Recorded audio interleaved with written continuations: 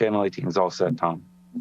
Stone, is there anyone after the 7 p.m.? No, there's not. Okay, thanks. Before I open up the hearing for the Barnstable Conservation Commission, I would like to ask George to do a roll call for the quorum purpose. Hearn. Here. Abadili is absent. Foster is absent. Gilmore present. Lee. Present. Moran. Present. Zampu is absent. We have Administrator Darcy Carley. Present. Staff member Kim Kavanaugh. Present. And Agent Ed Hoops. Present. We have a quorum, Mr. Chairman. The floor is yours. Thank you. This meeting is being recorded and transmitted by the Information Technology Department of the Town of Barnstable on Channel 18. Under Mass General Law, Chapter 38, Section 20, anyone else desiring to make such a recording or transmissions, please let Channel 18 or I know. Hearing none, we have two revised plans. The first one is Barry Moore's SE3-5827. Who is this? Ali, is it? I believe it's Arlene, but I don't see her on the call. Yes, it's Arlene. I don't see her. She's supposed to be. She knows to attend. Let me go to the second one first. Margaret and Michael Kern, SE3-5929. I think this is Chuck. Good afternoon. Chuck Rowland, Sullivan Engineering Consulting. Can everyone see the plan? It's coming up. Yes, we've seen the plan. Perfect. The majority of this project has been approved before under SE3-5929. The house is well under construction. Last time I was there, they had the work limit was in place. They had not done the additional site work for the septic, and Wilkinson is working on the first phase of the buffer zone work. So the work that I am before you today to get approved is the spa and the rinse station, which is underneath the approved deck area. And during construction, they just decided it was not feasible to walk down this area for access around the building, and they needed a retaining wall. So we're asking for permission for the retaining wall. And then additionally, these trees, with the amount of site work that's being done close by, there was a concern with the safety of those trees in the vicinity of the house and this and the backyard and so forth. So we're requesting that those be removed. So after I do the mitigation calculations, right now we are adding about 100 and sorry, that was the previous revision, but we're still at a required mitigation at 1,120 square feet, and with the dune, the bank, and the phragmites, we're at 7,210 square feet of mitigation. So the only hardscape increase is the wall here. With that, I'm happy to take any questions for you. Question from the commissioner. I have a question. Go ahead, Bill. Yeah. Of all the projects, we have so many tonight. For some weird reason, I do not have the materials for this. So I was unable to, look at the plans or whatnot. Where this retaining wall that you want to put in is within the 0 to 50. Is that true or not? I don't know whether I can't see where the 0 to 50. Can you see my screen? I can't really see. I can see your screen. So this is the 50-foot buffer that the Barnstable Conservation recognizes, because up here is to the state-defined coastal bank. So this is to the town-defined coastal bank where I have the cursor. I don't know if my cursor shows up, but it runs right through the middle of the house. Oh, yeah, So, I see. Yeah. yeah, it's it's a totally approved house inside the 50-foot buffer, but the reason for it was there was an existing house there before, so it's generally in the same location. But all you're doing is putting in a retaining wall. Is that the only additional hardscape? It's the only additional hardscape. It's this retaining wall right here. This portion is outside the 50, and that is inside the 50. And then you're taking down trees in We're requesting these 3 trees. Where are they? And these. Can you see, Mike? I don't know if my cursor shows I do. from your end. I do see your cursor. Okay. Yes. Yep. So I try to have the things that I have the bubbles on are the latest revisions. So the 3 revisions are the trees, kind of clumped the swim spa and rinse station into one that's underneath the approved deck, as well as the proposed retaining wall. Is there any offset for those lost trees, like planting trees someplace else? We've requested a ton of mitigation planting. So the number ones are the sweet pepper bush, maple, arrowwood, high bush blueberry, pasture rose. Okay. I understand. I don't have the plan in front of me, so okay. Yeah, okay. I thought we handed the plan in, and I'm assuming things got distributed as necessary, but Yeah, I don't know what happened to my copy, but maybe it was me. Anyhow, well, I have no other question. Thank you. okay. But before I go to the Larry, Chuck, usually when you're trying to remove trees within the buffer, we like to have a replacement tree in the location, some other place within the 50s, if you can. I understand there may be some issues regarding to the tree down to the house, affecting the house and that sort of things, but take a look at that. Larry. Oh, I'm sorry, Tom, can I just state, just to answer Bill's question, this came in, the electronic copy came in, but remember, Chuck, this was the paper copy that came in late. So it didn't go out into the commissioner's mail as soon as we would have hoped. Oh, okay. Oh, I thought I thought it was vice versa, that the digital copy wasn't got to you in time. Yeah, no. Larry? In addition, Bill and Kim sent emails to us yesterday advising that it had a date stamp of the 11th. So I had the copy.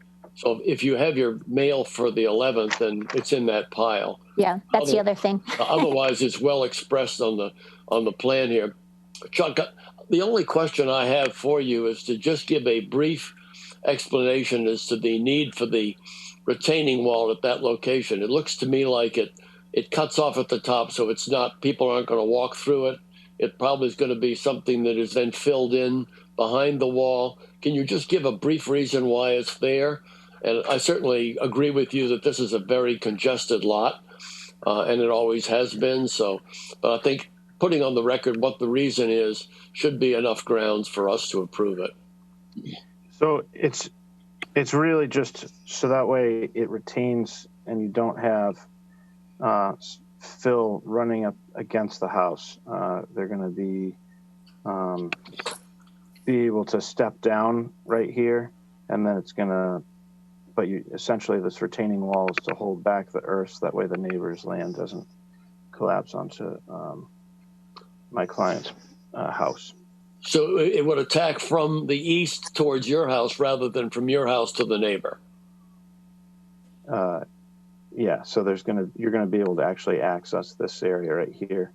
Okay. Without that, it would just be too steep, and then you'd also run the risk of destabilizing the bank. All right. But that's the only question I had. Thanks, Chuck. George? Yeah, no, I have no real questions. Just do we need elevations on that wall, Tom?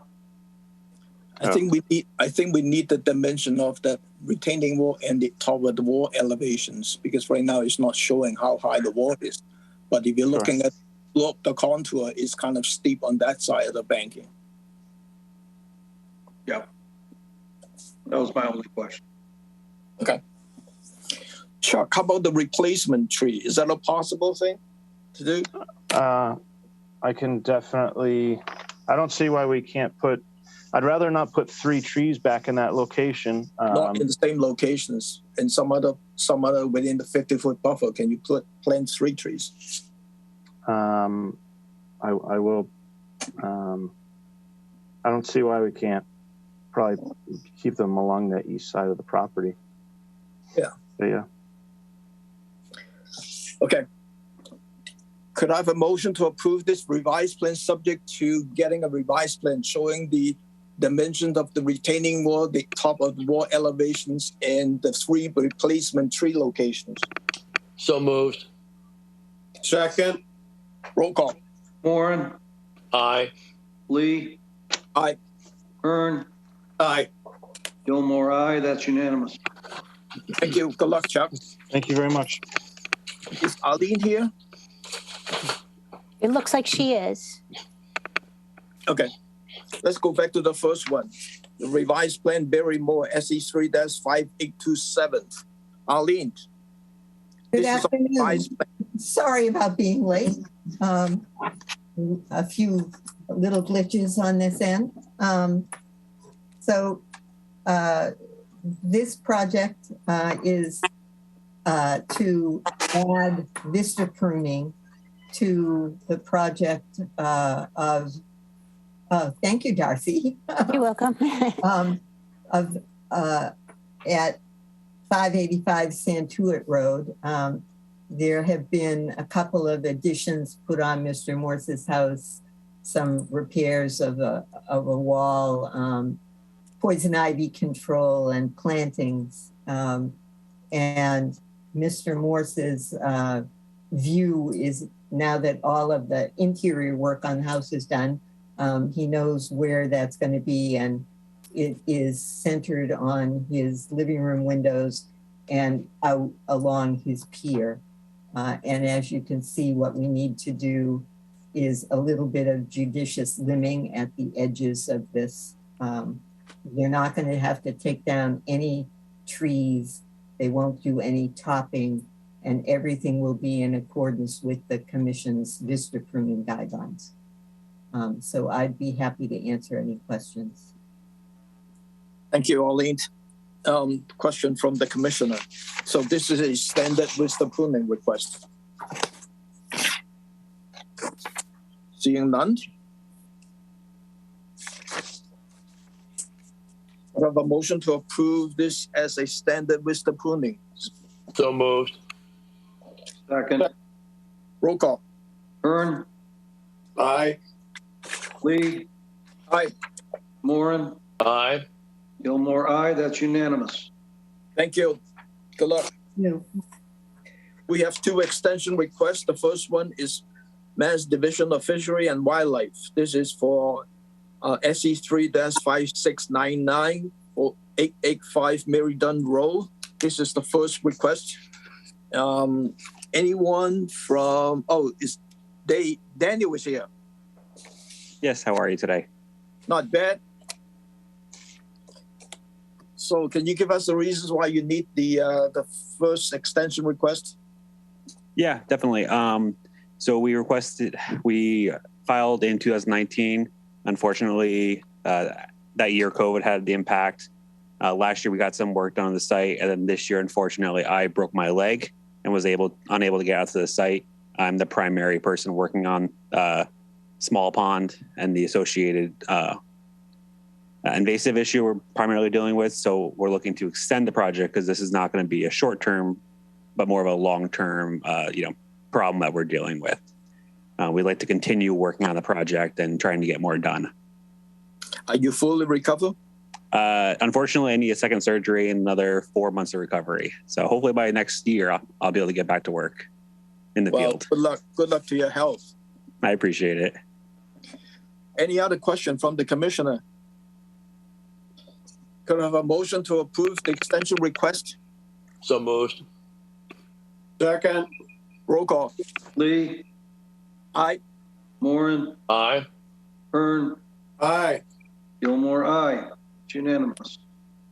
Thank you. Good luck. Have a great day, guys. Thank you. Yes. Your editor, SE3-5660. This is 455 Hackensack Rose, Sandville. This is the first request. Arlene? So this is fairly straightforward. Mr. Anatar and his son-in-law have been doing the construction end of this themselves. Over the course of this spring, they have been focusing on the planting program. Ed's been out there a couple of times. I think we finally got that straightened out. And they would like to have an extension so that they can finish the wooden deck, the wooden patio that's underneath the deck that they've built. Any question from the commissioner? Could have motion to approve the extension request? So moved. Second. Roll call. Gilmore, aye. Hearn, Aye. Lee, Aye. Moran. Aye. That's unanimous. Thank you. Good luck.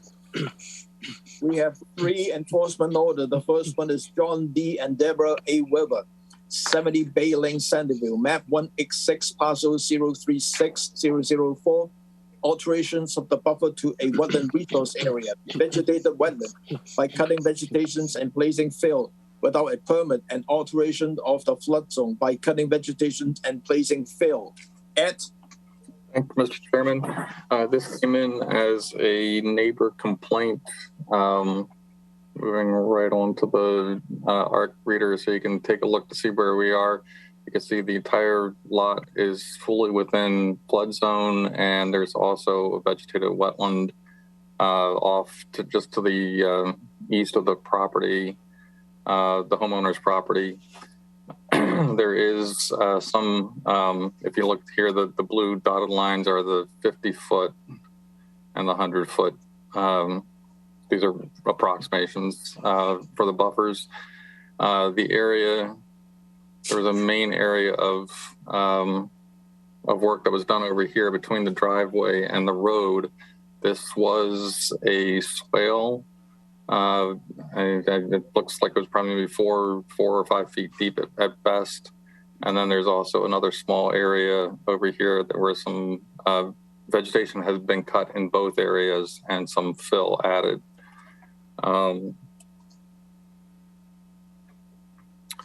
You can see these are pictures. The one on the left is from 2014. The one on the right is current. So you're seeing that this was the area where the swale was. There's been a fair amount of vegetation that's been cut. The fill has been placed inside that swale as well. There is a drain street or a road. It's a driveway in the middle of the driveway. There's a drain here that actually shed its water out into that swale. So that's what brought the complaint to us in the first place. Was the neighbor was concerned about the potential flooding. So that, and then this was the other end over by the east side of the property, again, from 2014 and current. You can see these 2 trees are these 2 trees just for reference.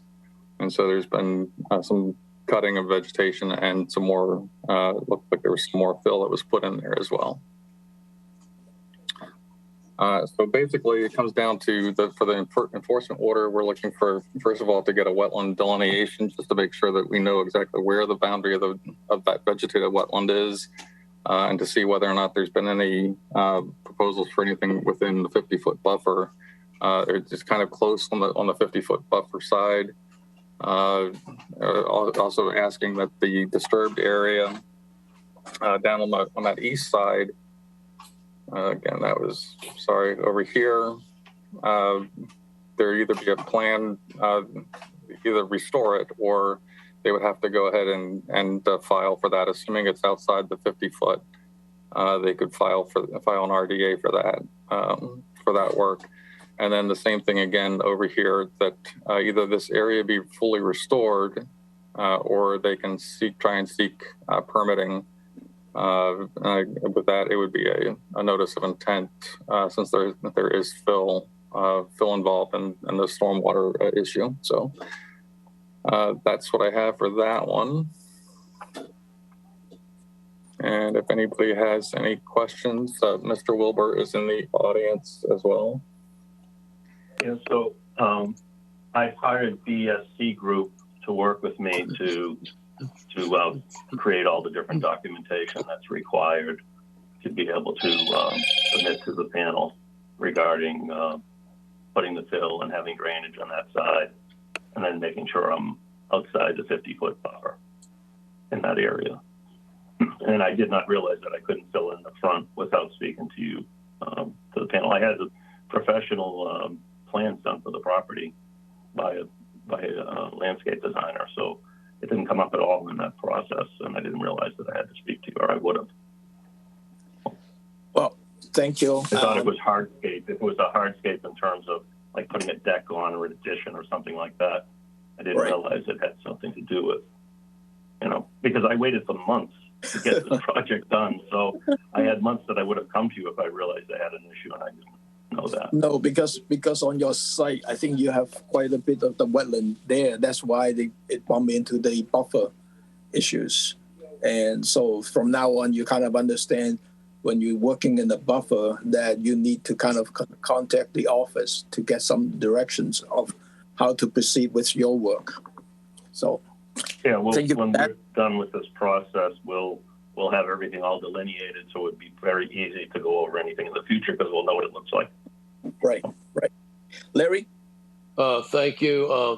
Mr. Wilbur, looks to me like you and Ed have communicated pretty thoroughly on this. And so, Ed, is it fair to say that once you get some delineations and boundaries determined, it'll make it much easier for you to define the exact scope of work that needs to be done and or that Mr. Wilbur can comply with? Is that fair to say? Yeah, it's just a matter of getting that final, that actual boundary delineated. Once we do that, then we can tell whether or not they'll need a RDA or notice. I'm assuming it's going to be the RDA, but I threw that in just to cover all our bases. All right, thank you. That's all I have. Thank you. Bill? Ed, that swale that was between the road and the driveway, was that a wetland? I mean, there was a concern about flooding. Was not a wetland? No, it's not a wetland. It's flood zone. It was definitely flood zone, and it was holding. That was where the water that got shunted into the storm drain in the neighbor's driveway. Mm-hmm. So the storm drain is in the neighbor's driveway. The water comes off the driveway in the street and into that storm drain, and then it gets emptied out into that swale. So they're either going to have to restore it or have to go ahead and do the engineering and everything that's going to be required to make sure that it's going to work and function properly. So right. And just to be clear, the water from the main street itself, Bay Lane, doesn't go into there. It's only water from the shared driveway. From the driveway. So, yeah, but agreed. There'll be, as part of the process, there will be a stormwater, calculation and everything to make sure that what I was putting in there would work, or whether something else has to go in there. Right. Thank you. Any other question from the commissioner? Could I have a motion to approve the enforcement order as written? So moved. Second. Roll call. Hearn. Aye. Lee. Aye. Moran. Aye. Gilmore, aye. That's unanimous. Thank you. Good luck. Thank you. Bye-bye. Bye-bye. The second enforcement order is John T. and Allison Viola and Jason T. Viola, 2245 Corner Road, Centerville, map 168, parcel 006, alteration of the wetland, BBW and cranberry bog by placing fill beyond scope of agricultural exemptions. Ed? Thank you, Mr. Chairman. Again, this is, I don't know if anybody knows where this one is. That it is actually right on the corner of Five Corners and Route 28. The area that we're talking about, there was a small area over here. Mr. Viola has owned the property for several years now. He's been making an effort to go with the cranberries, and he also was looking to do some alternative farming in terms of changing his commodity over to blueberry, strawberry. So when he did that, he actually put in a little bit of fill over here in this section of the bog, and unfortunately, when you were doing that, that's when he ran into a little bit of problem. That goes beyond what is considered normal improvement and it causes the exemption to not apply then. You can see what we're talking about.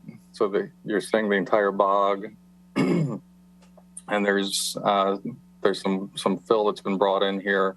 On one end, it's almost non-existent, and then on the other end, it builds up to about a foot, a little bit more than a foot in places. So you can see the blueberries, and there are some other vegetation as well that's been planted out there. Again, Mr. Viola was not trying to do anything untoward or anything. He was literally trying to just do expansion of a change of commodity, and didn't realize that he couldn't do it in the way he has done it. So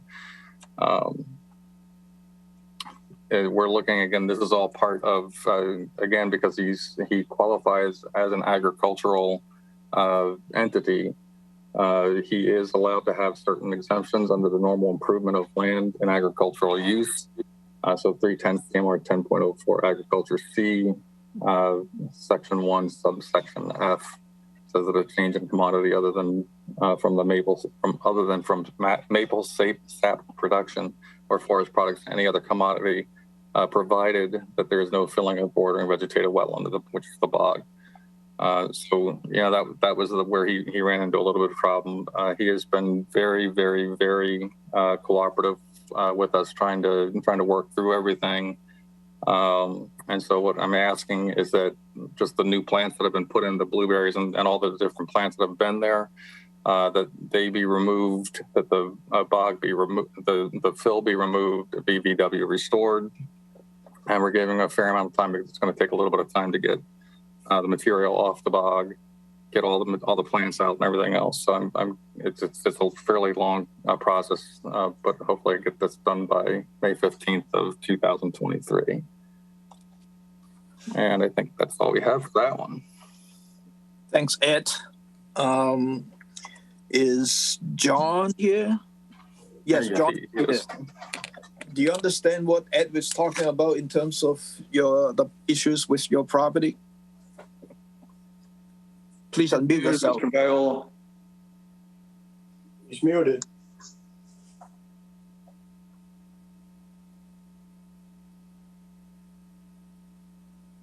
Bottom and left hand of your screen, you'll see a microphone. There you go. Oh, sorry about that. That's okay. Yes, I understand. I'm going to pull those out and replant the cranberries there. I've got other places I can put the blueberries, so I'll just move them. Okay. Thank you. Any questions from the commissioner? Could I have a motion to approve the enforcement order as written? So moved. Second. Roll call. Warren. Aye. Lee. Aye. Hearn. Aye. Gilmore, aye. That's unanimous. Thank you. Good luck. Thank you. Yep. Thank you, John. The third enforcement order is Eva Maria T. Janice, 3009 Main Street, Route 6A, Barnstable, map 279, parcel 050-001, failure to comply with enforcement order. This is a continuance from September the 6th. Ed? Okay, thank you, Mr. Chairman. Again, I think maybe most of you will remember this one. I'm not going to go through the whole issue of violations that occurred. but simply stated, just to give you a quick memory flash here. Last year, there was some work. Ms. Generis had done some work over here on her driveway that runs in from Route 6A. She had somebody come in. A company came in. Excavation company came in. Did a very poor job of replacing a pipe that was underneath the driveway. It looked as though the pipe has been perched compared to where it was. And there was also a little bit of fill that was put into this wetland right here, right on the edge here. So there, and additional some cuttings that were on both sides of the driveway. The long and the short of it is that we had issued the order back in May of 2021. Unfortunately, nothing had gotten done at that point, and it wasn't until I actually issued the second order, which we're here to ratify today, that anything actually started working, where Ms. Generis started working toward complying with this. So since then, Ms. Generis has hired BSC Group, and they are well underway of preparing plans. Unfortunately, we did start this back in late May, early June, and it wasn't until at that point when Ms. Generis had actually contacted BSD. So unfortunately, I'm going to have to redo some expiration dates and deadline dates. But other than that, I'm just asking that they do what the first order had asked them to do. And so basically it's giving the existing conditions plan, submitting an enforcement order response plan, along with the plans for restoration of the wetland area, and most importantly, looking at the invert elevations of the current pipe, and to determine whether or not that is in the neighborhood or above or below what the original pipe was. We do have a very old filing that did have the invert elevations for that pipe, so we know exactly where they're supposed to be. And it's just a matter of now comparing and seeing where this new pipe is and whether or not it's going to have to be replaced again to come back to that original elevation. So that's all I have with that. I think Paul Mancuso was supposed to be here. I don't know if he's here or not. I didn't see him. Yes. Hey, yeah, I'm here in case you guys had any there we go. questions. Paul, do you have any question about what Ed was describing for you? No, yeah, it all makes sense to us. We went out, we delineated it, and our engineers are working on the plan right now. We surveyed the pipe as well as the area of fill, and just once the engineer gets the plan done, then we'll have a better idea on the pipe and exactly how much fill went in and it will need to come out. Thank you, Paul. Any question from the commissioner? Larry. Tom and Ed, and Paul, if he wants to answer. But my only question right now deals with the culvert of that pipe under the driveway. And looks like it goes back to 93 when there was a prior order. Is there a possibility that due to changes in the topography that the pipe should be either higher or lower? Is that a possibility that you would entertain if the information supported that? I think the original order had suggested that if there was a reason that it would make sense for the current elevator or where this new pipe elevation stands, if it made sense. I mean, just based on what I've seen out in the field from last year, I would suspect that the pipe needs to be replaced and put back down where it's supposed to have been, or where it had been originally back in 1993. But again, if the engineers are telling us something different based on hydrology at this point, then yeah, we would certainly entertain that. And if it makes more sense to keep it where it is, then and they can justify that, then that was part of the original enforcement order saying if that was the case, then we would allow it to happen that way. We would just have to permit it that way. That's all I'm looking for is some flexibility built into it so we don't have to come back for a minor change if it's already there and you approve it. That's all I'm looking for. Well, the main thing is the engineer has to go and survey it and find the proper invert and make sure that it works. Then we can modify whatever the modification that we needed, because we want to have a functional system. So could I have a motion to approve the enforcement order as written? So move. Second. Roll call. Moran, Aye. Lee, Aye. Hearn, Aye. Gilmore, aye. That's unanimous. Thank you. Good luck, Paul. Thank you. Thank you, Paul. I'll get a hold of you to talk about different deadlines and that sort of thing. So, well, I'll get a hold of you sometime this week or next. All right, sounds good, Ed. Thank you. Bye. Thanks, Paul. Channel 18 Stone. We're gonna take a break until 4:30. Sounds good. Thank you. Thank you.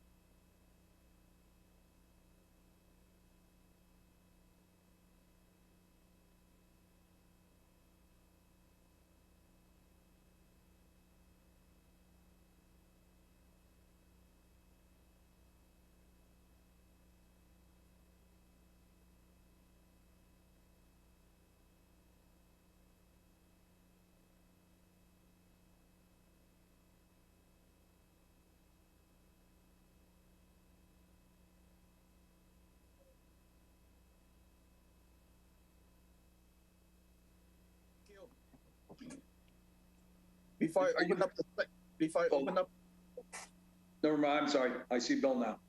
okay. Before I open up the second half of the hearing for the Barnstable Conservation Commission, I would like to ask George to do a roll call for the quorum purpose. Abadili is absent. Foster, absent. Gilmore, present. Hearn, Present. Lee, Present? Warren, Present? Sampo is absent. We have, excuse me, hold on, Mr. Chairman. Administrator Darcy Carley, Present. staff member Ken Kavanaugh, Present. and I take it Ed's not going to be joining us? Correct. Okay. We have a quorum, Mr. Chairman, the floor is yours. Thank you. Acting under the provisions of Mass General Law, Chapter 131, Sections 40, and Chapter 237 of the Code of Town of Barnstable, the Barnstable Conservation Commission will hold a public hearing on Tuesday, October the 4th, 2022, at 4:30 p.m. on the application of Louise and Judy Cussel, Pamela Shield and Jeffrey Stevesky, Lisa M. Clary, Trustee, 3 Haywood Road Realty Trust, Cape Beach House LLC, Michael F. Strauss, Trustees, 299 Eel River Road, Eel River Realty Trust, Town of Barnstable, DBW. The hearing will be held remotely as televised on Channel 18. The plans and application are on file and may be reviewed by scheduling appointments by sending email requests to Darcy Curley at 230 South Street, Hyannis. This meeting is being recorded and transmitted by the Information Technology Department of the Town of Barnstable on Channel 18. Under Mass General Law, Chapter 38, Section 40, as Section 20, anyone else desiring to make such a recording or transmissions, please let Channel 18 or I know. Hearing none. This afternoon's hearing agenda is posted on the town's website. On the agenda, next to each application is the amount owed to the Town of Barnstable for the cost of advertisement. Please send your checks to Conservation Division at 230 South Street before the hearing. Remote participation. The Conservation Commission's public hearing will be held by remote participation as a result of an act extending certain COVID-19 measures adopted during the state of emergency signed up by the Lieutenant Governor on July 16, 2022, suspending certain provisions of the open meeting law. Remote public access to this hearing shall be provided in the following manner. 1, the hearing will be televised via Channel 18. 2nd, the real-time public comment can be addressed to the Conservation Commission utilizing the Zoom name 894-0790-5119 or use the toll-free phone number 888-475-4499 as shown on the agenda. 3rd, the public can also email their comments to darcy.curley@town.barnstable.ma.us at least 8 hours prior to the hearing. This afternoon, we have a long agenda. Please limit your questions and comments within our state and local wetland protection jurisdictions. A point of order, Mr. Chairman. Yes. I believe Commissioner Abadili has joined us. Mr. Abadili, are you with us? I'm part of the commission. Yes, I joined you. Sorry for my being tardy. No problem. Thank you, Mr. Chairman. John. The first, we have 2 RDA this afternoon is Louise and Jody Cussels. Replace existing 4.2 feet by 23.5 feet deck, no increase in footprint. Replace front porticos, remove northern portion of roof, make cathedral no second floor, and replace falling down fence in rear at 246 5th Avenue, West Hyannisport, as shown on the Census Maps 245, parcel 135-135-001. Dan. Good evening. I'm Craig Ferrari with Down Cape Engineering, here representing the Klessel family for this project. So you gave a pretty good explanation. It's a small deck in the back that is going to be replaced with a crawl space and some living area. It's a small portico in the front that's going to be just slightly expanded by 9 square feet. And then a small fence that's going to be replaced. So I'm happy to answer any questions that anyone has on this project. Question from the commissioner. just curious how old. Bill. How old? Bill. How old is this house? It is fairly old. I'd have to check the assessor's records. My guess is over 30 years, but I'd have to double check on that. Okay. I'm just looking at how close it is to the wetland. That's all. But yeah, it's been around for quite a while. So obviously, when they built it, restrictions were a little different. Thank you, Larry. Thank you. I'm sorry, young man, I didn't get your name. I'm so used to Dan being there. Yeah, Craig Ferrari. Hi, Craig.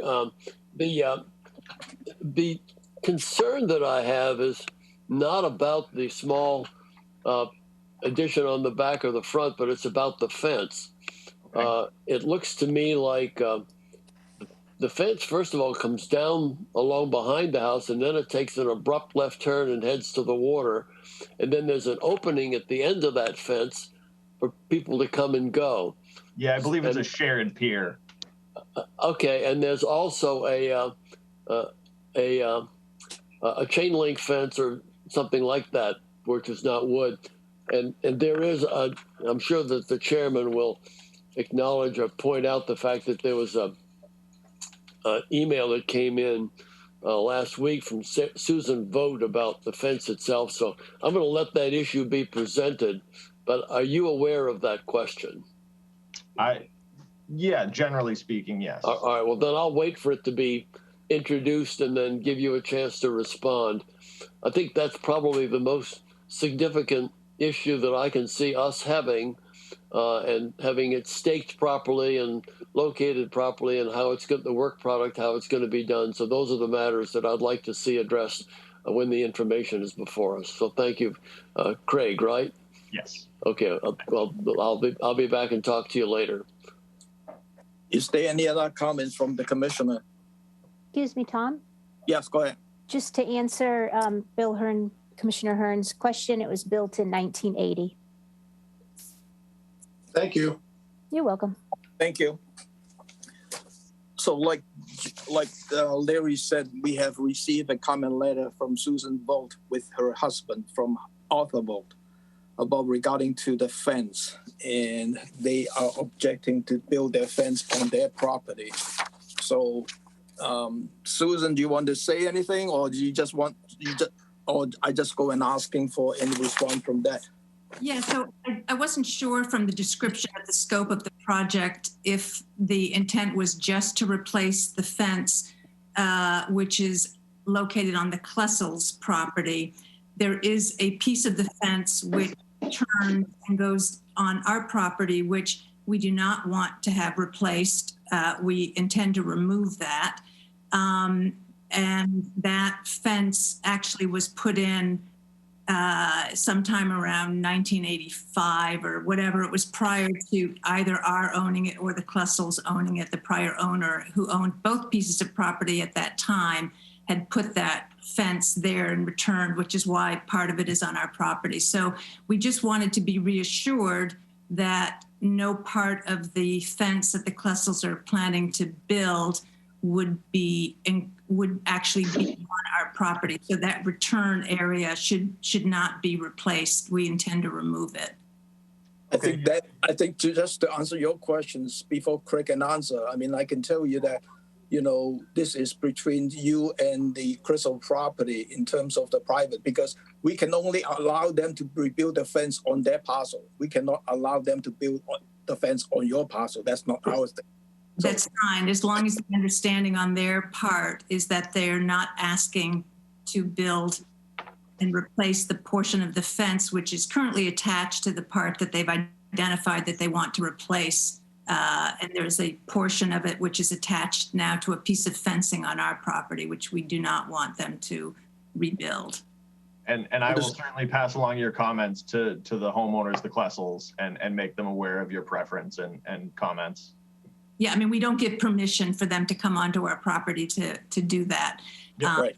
We had originally intended to replace that rear fence that they're now proposing However, it's on their property. And when we discovered that, and also the fact that when we looked into that, because of the bushes that are there, the fence builder who they had used for other areas said that they would have to have removed those bushes, and they couldn't do that because it was on the Klessel's property. So anyway, that fence is in disrepair. So I do understand that they want to replace it, but the portion which is on our property, we do not want that to be replaced. Understood. Thank you. Any public comment, Channel 18? Seeing none. None? Could I have a motion to approve this project as a negative determination? So moved. Second? Second. Roll call. Abadili? Aye. Gilmore, aye. Byrne? Aye. Lee? Aye. Moore, aye. Yep. That's unanimous, Mr. Chairman. Thank you. Thank you very much. Frank, mention it to your homeowner, to your clients that Yeah. they, about the fence, to the Yep, neighbor. will do. Thank you. The second RDA is the Pamela Shield and Jeffrey Steve C.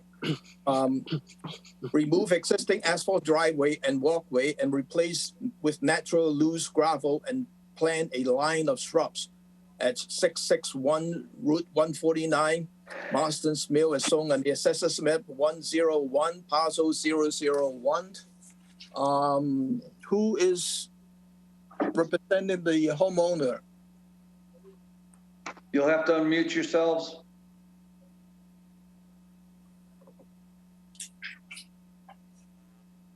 We can't hear you. Okay, we're here. We're both the homeowners. I'm Pamela, that's Jeffrey. And what else? Do you want to say anything, or you just want to take questions? Okay. So that's the diagram. You can see the hatch work where the driveway is. And right now it's asphalt and it's very cracked and has a lot of weeds going through. And when it's raining, it gets completely flooded and it's filled with water. And we'd like to take it out and keep the exact footprint, but replace it with natural colored loose gravel with so that it's water permeable and more natural and it won't flood anymore. It's especially a problem in the winter when it floods and it freezes over and it becomes a real hazard. It's impossible to walk on or clear the ice. And then the other portion for our determination is the row of arborvitae that we would like to put in right here along the property line, 5 feet back from the property line to create some privacy from the public boat launch. Thank you. Darcy, you want to say anything on this?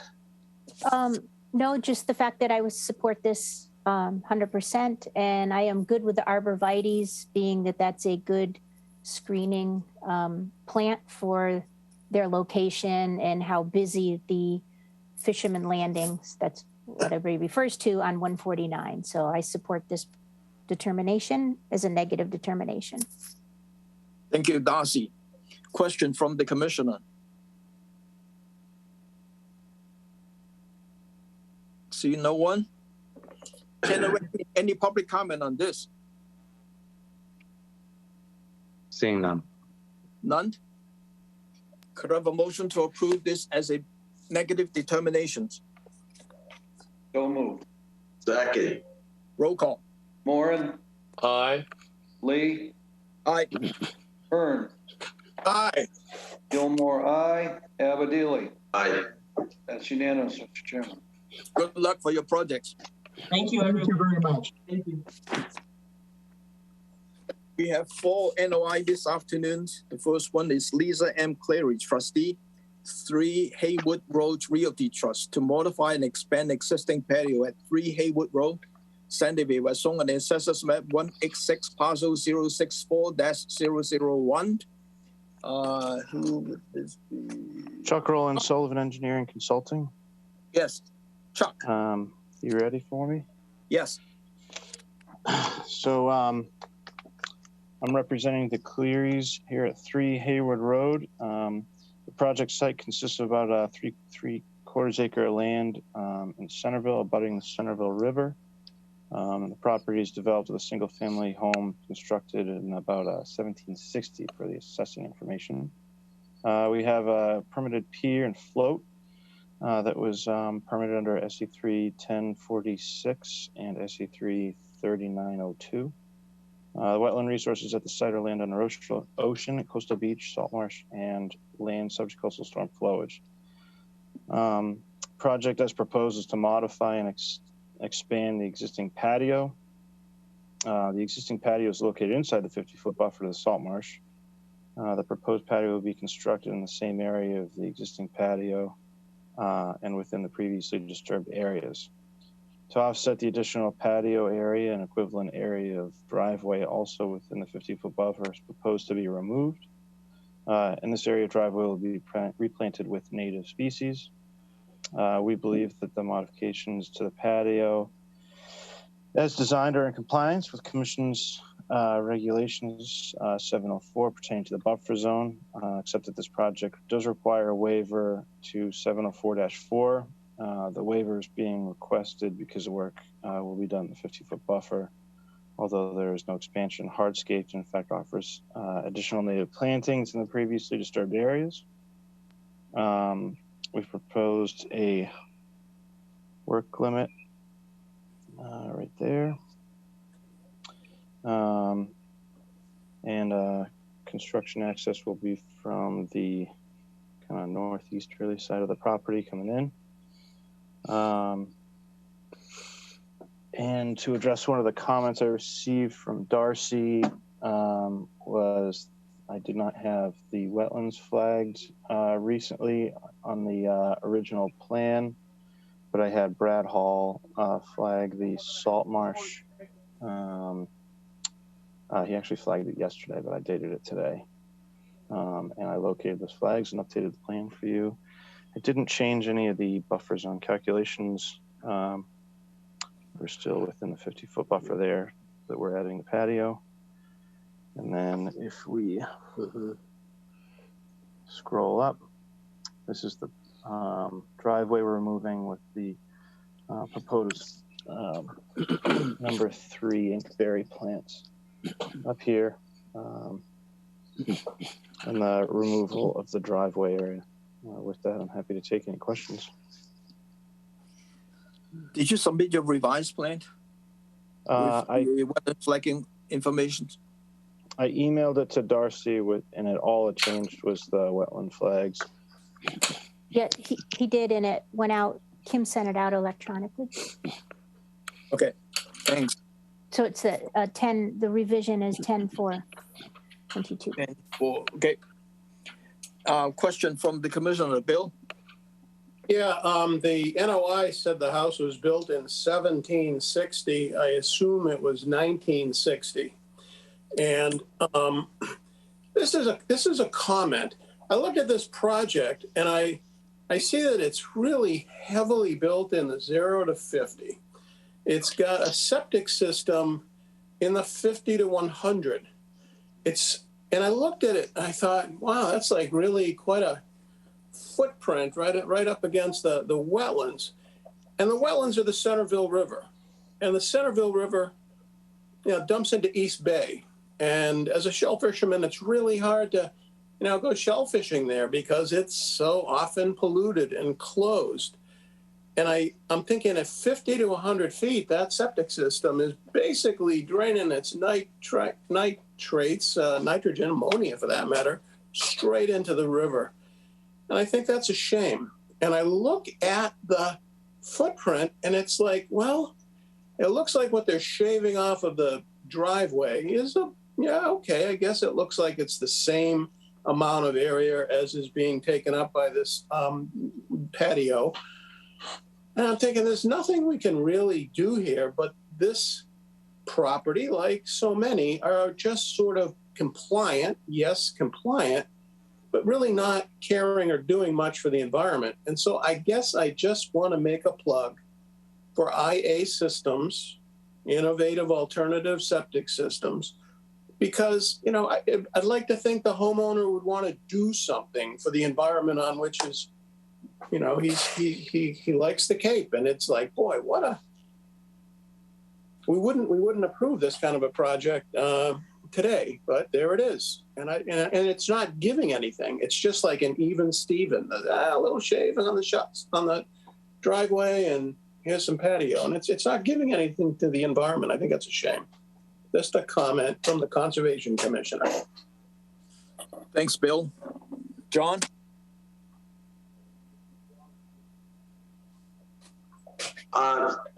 Chuck, what is the wetland? There's a 50-foot buffer that runs kind of around and puts the driveway in the 50. What is the wetlands along that side of the property that makes up the 50-foot? This side of the property? Yeah, where the driveway is. So that side, it's all considered salt marsh. It's salt marsh. Whereas the expansion is on the Centerville River, correct? Which is still salt marsh.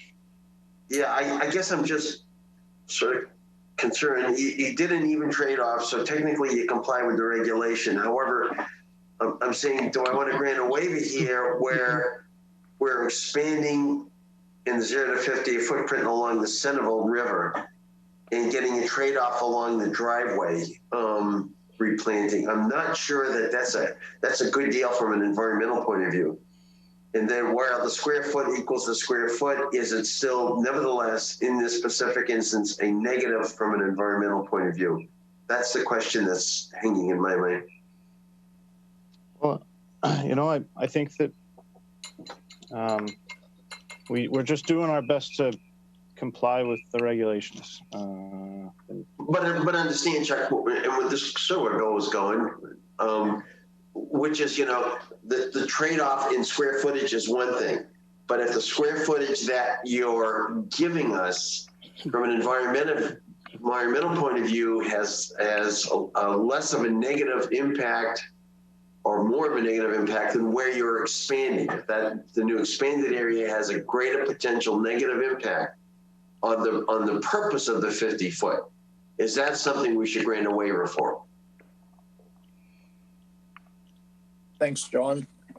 That's the question that we have to answer ourselves in terms of whether the two locations are of equal value environmentally. That is exactly the question, Thomas, in my mind. Yep.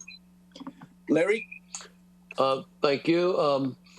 I'll address this to both Bill and John and Chuck, because this property, a little over a year ago, there was an enforcement order on this property between the dock and the edge of the lawn. And at that time, when I did go to the site visit, and the owner wasn't there this time, but I didn't notice a lot of whatever was required by the enforcement order appears to have been taken care of.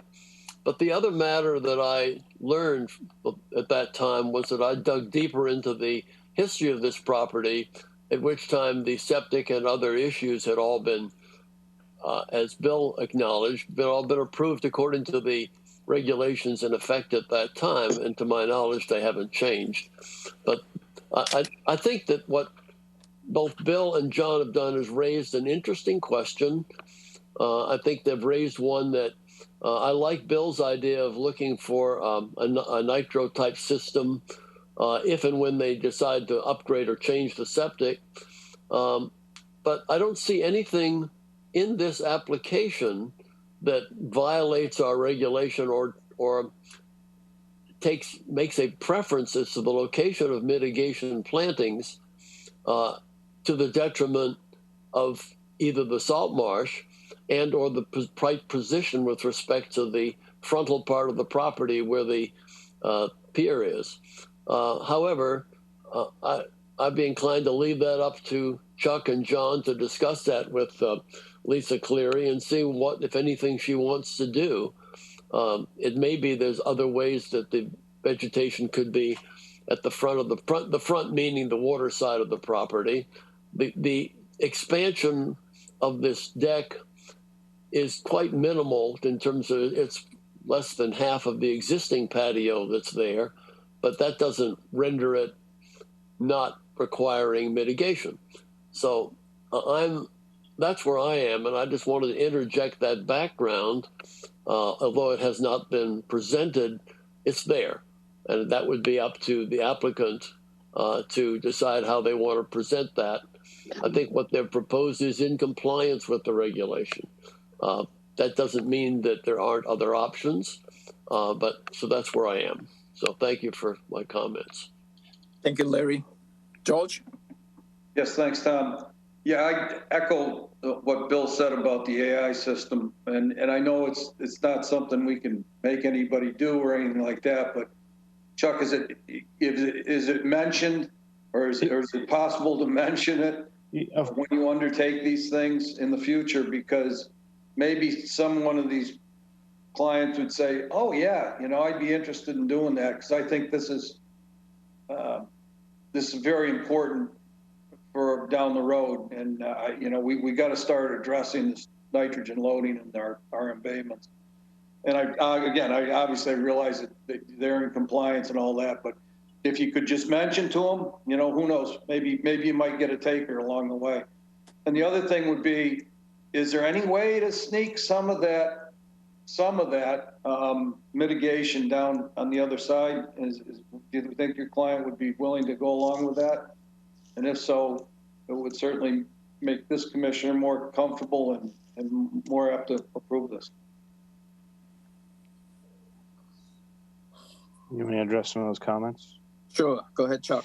So I'm just jumping on the town assessors on my other computer here. So the CWMP sewer expansion is planned in this area. So I will make sure that I mention that the IA to the client, but I don't want to put it in and then the next years later.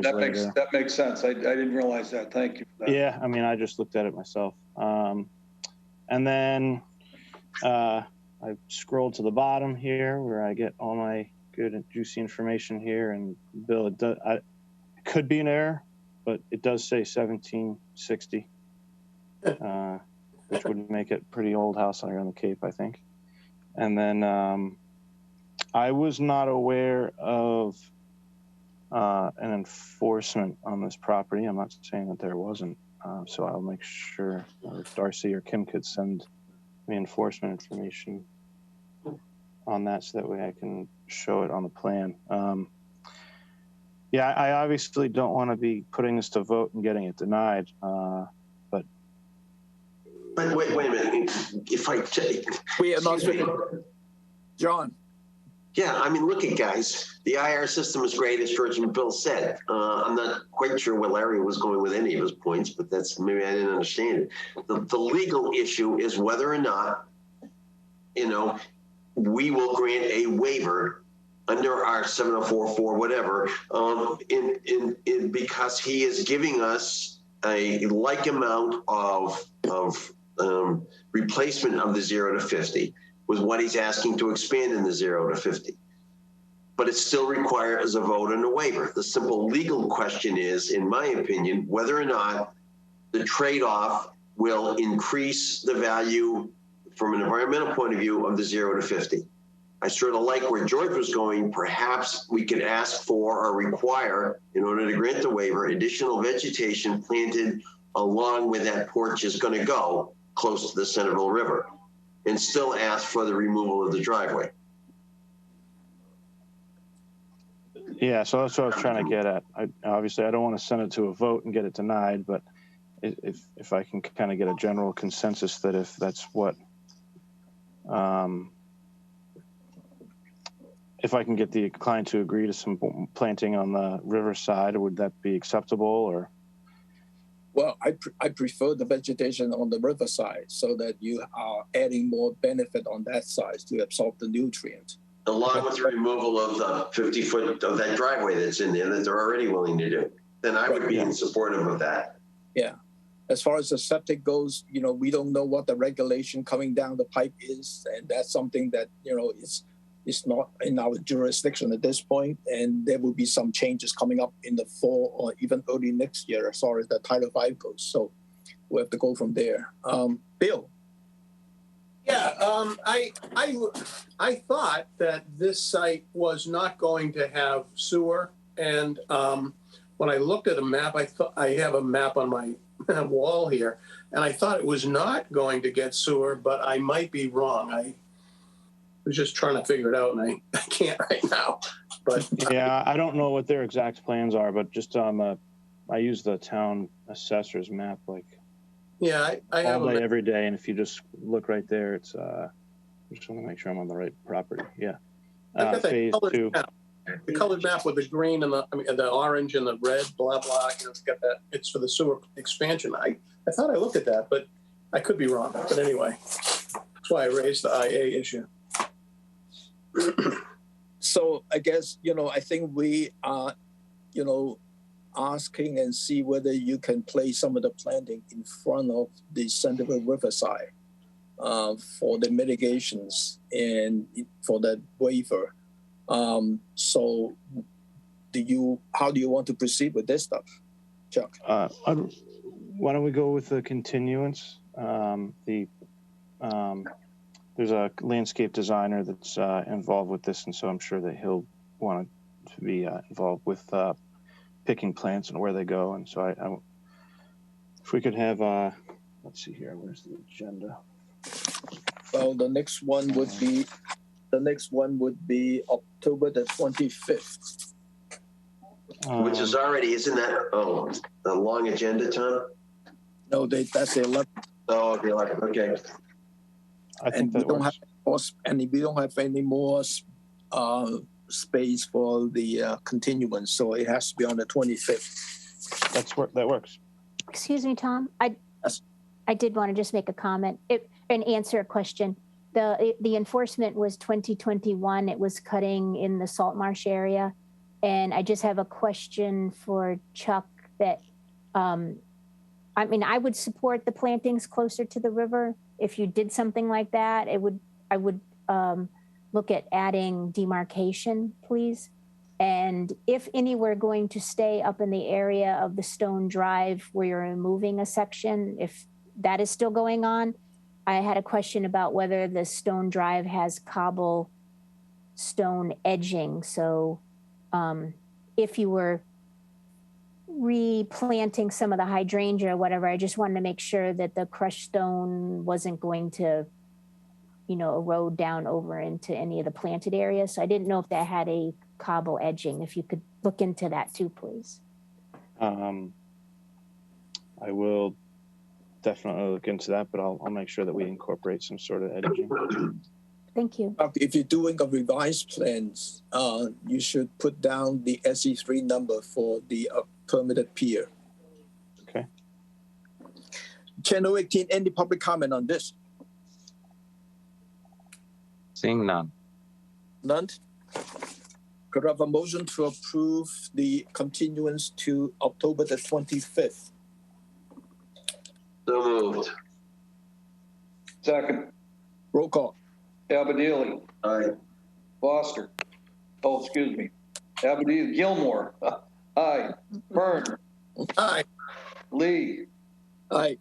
Moran. Aye. That's unanimous, Mr. Chairman. Thank you very much.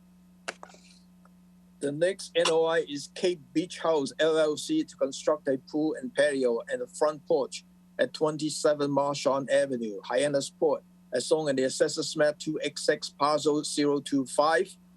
John? Yes, good evening. John O'Day from Sullivan Engineering Consulting, representing the applicant, Cape Beach House LLC, for this project on Marchand Ave, which is in Hyannisport and overlooking Nantucket Sound, Hyannis Harbor. I'll pull up our plan here for you.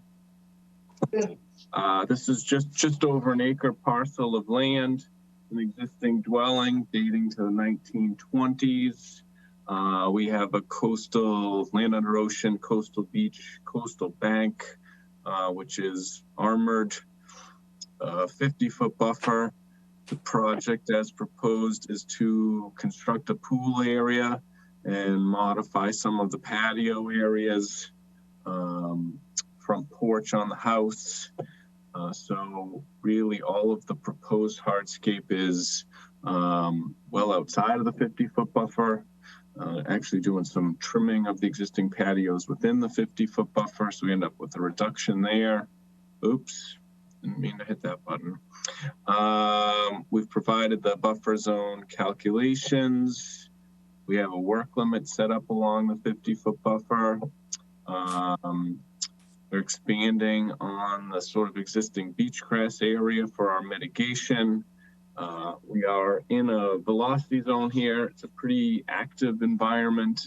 In the storms, there was quite a bit of erosion out there historically, hence the need for the revetment. That beach grass area kind of widens out and extends probably 4 properties heading to the east and north all the way over to the Hyannisport Yacht Club. It does well, and we just thought it made sense to kind of continue to carry that along.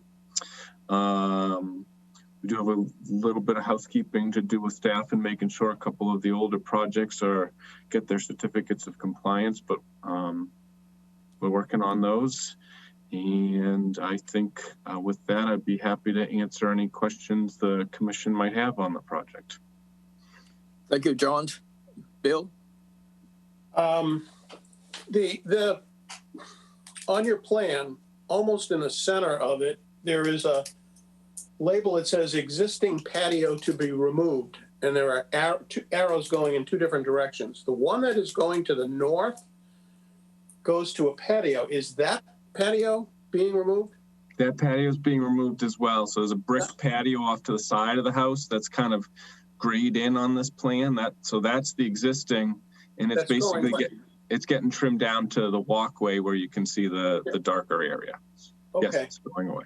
Okay, well that's good. The only other comment I have is normally I want to say you on your plans provide a before and after calculation on the buffer zone calculations. And this one, you kind of combined them. And I prefer it when you end up having, here's the existing and here's the proposed. Do you know what I'm talking about?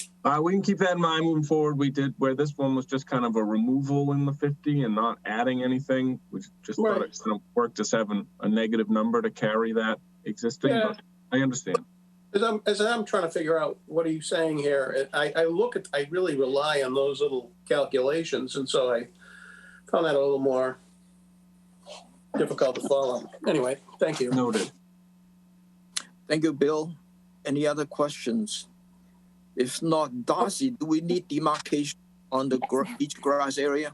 That's what I was going to ask. I had a question about whether they needed to bring any additional material in, like sand, to actually do the beach grass planting, if you're planting right into a hard lawn like that.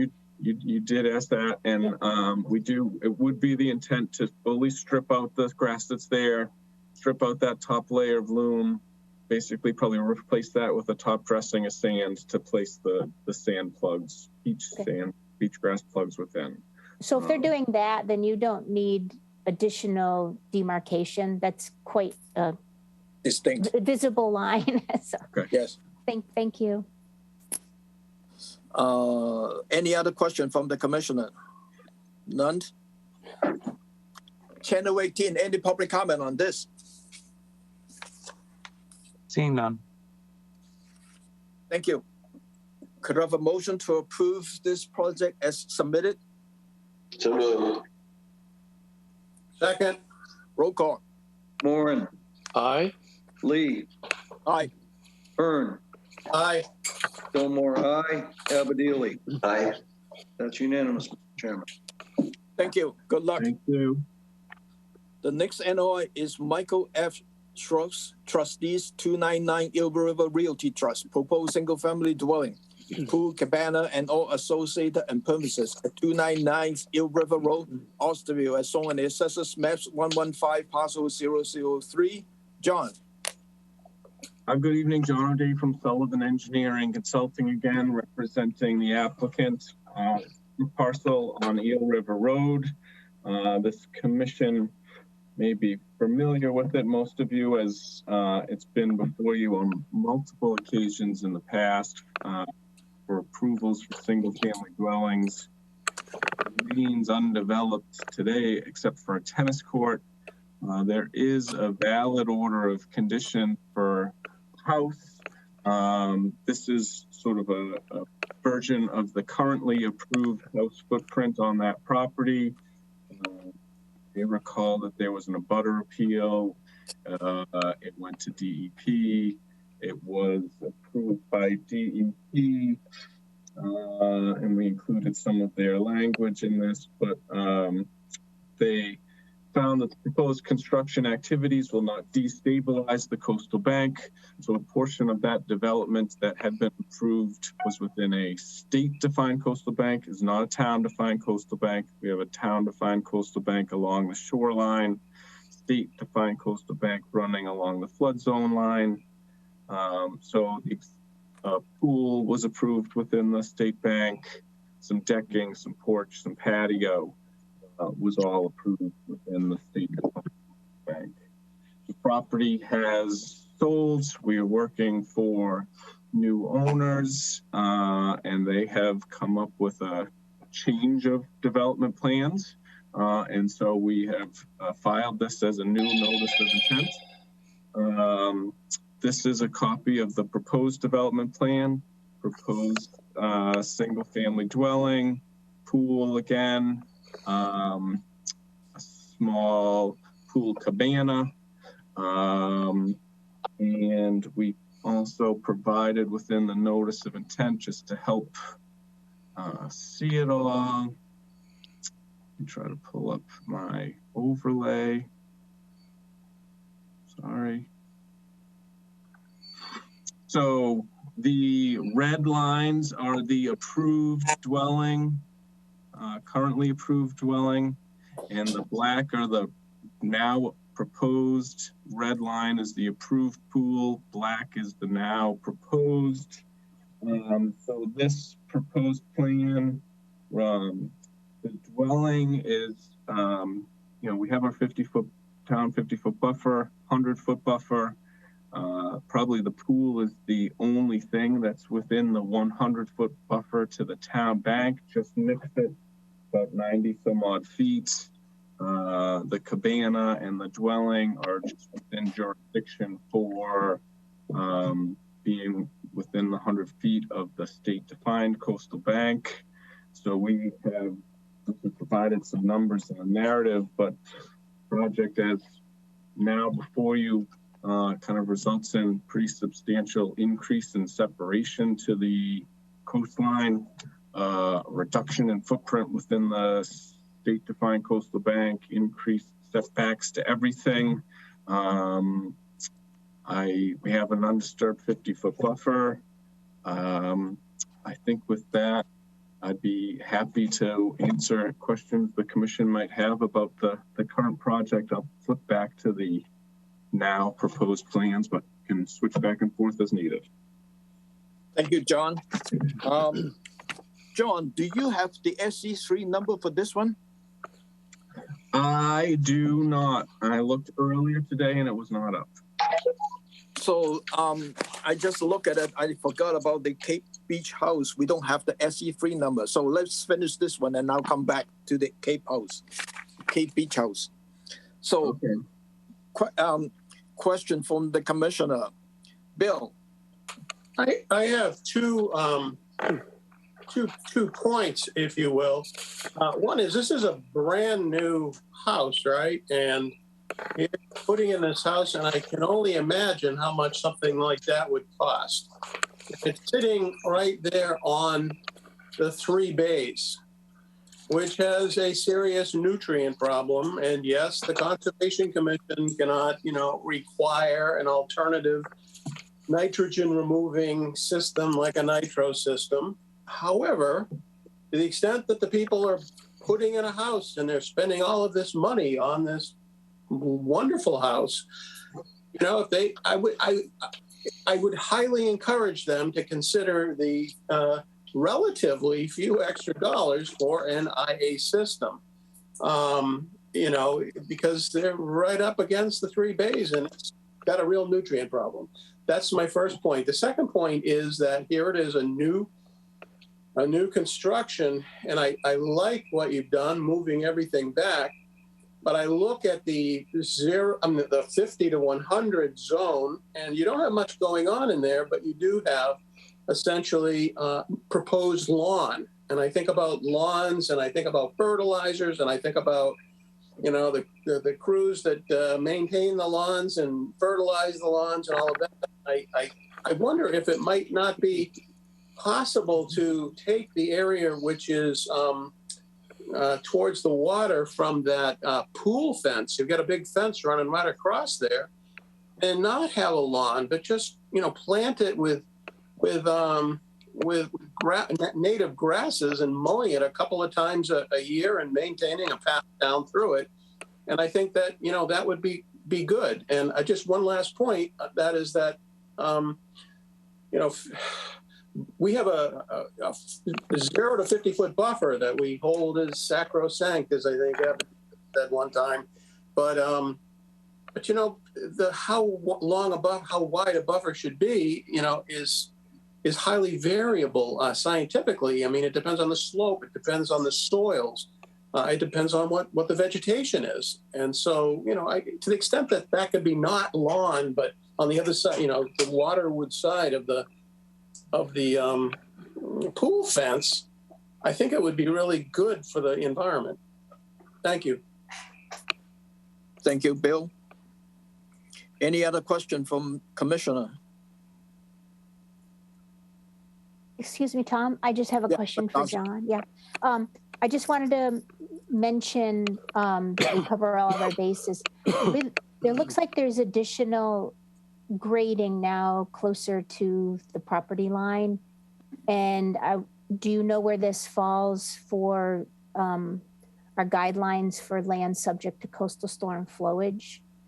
You know, answering those questions, whether any of your grading changes or the relocation of the pool, you know, that you've gone over all those guidelines. I don't know if it falls into that Limois area. So we did comment on that, I think, in the narrative. So where the pool had been previously on this side, and there had been some grading, we really tried to keep the amount of grading similar in terms of, you know, just being a couple of 3 feet of grading in this corner as it had been in this corner. So I think that, you know, our sort of response to the guidelines was that this is certainly no worse on land subject to coastal storm flowage than currently approved, and arguably better in that it's being pulled further away from the resources.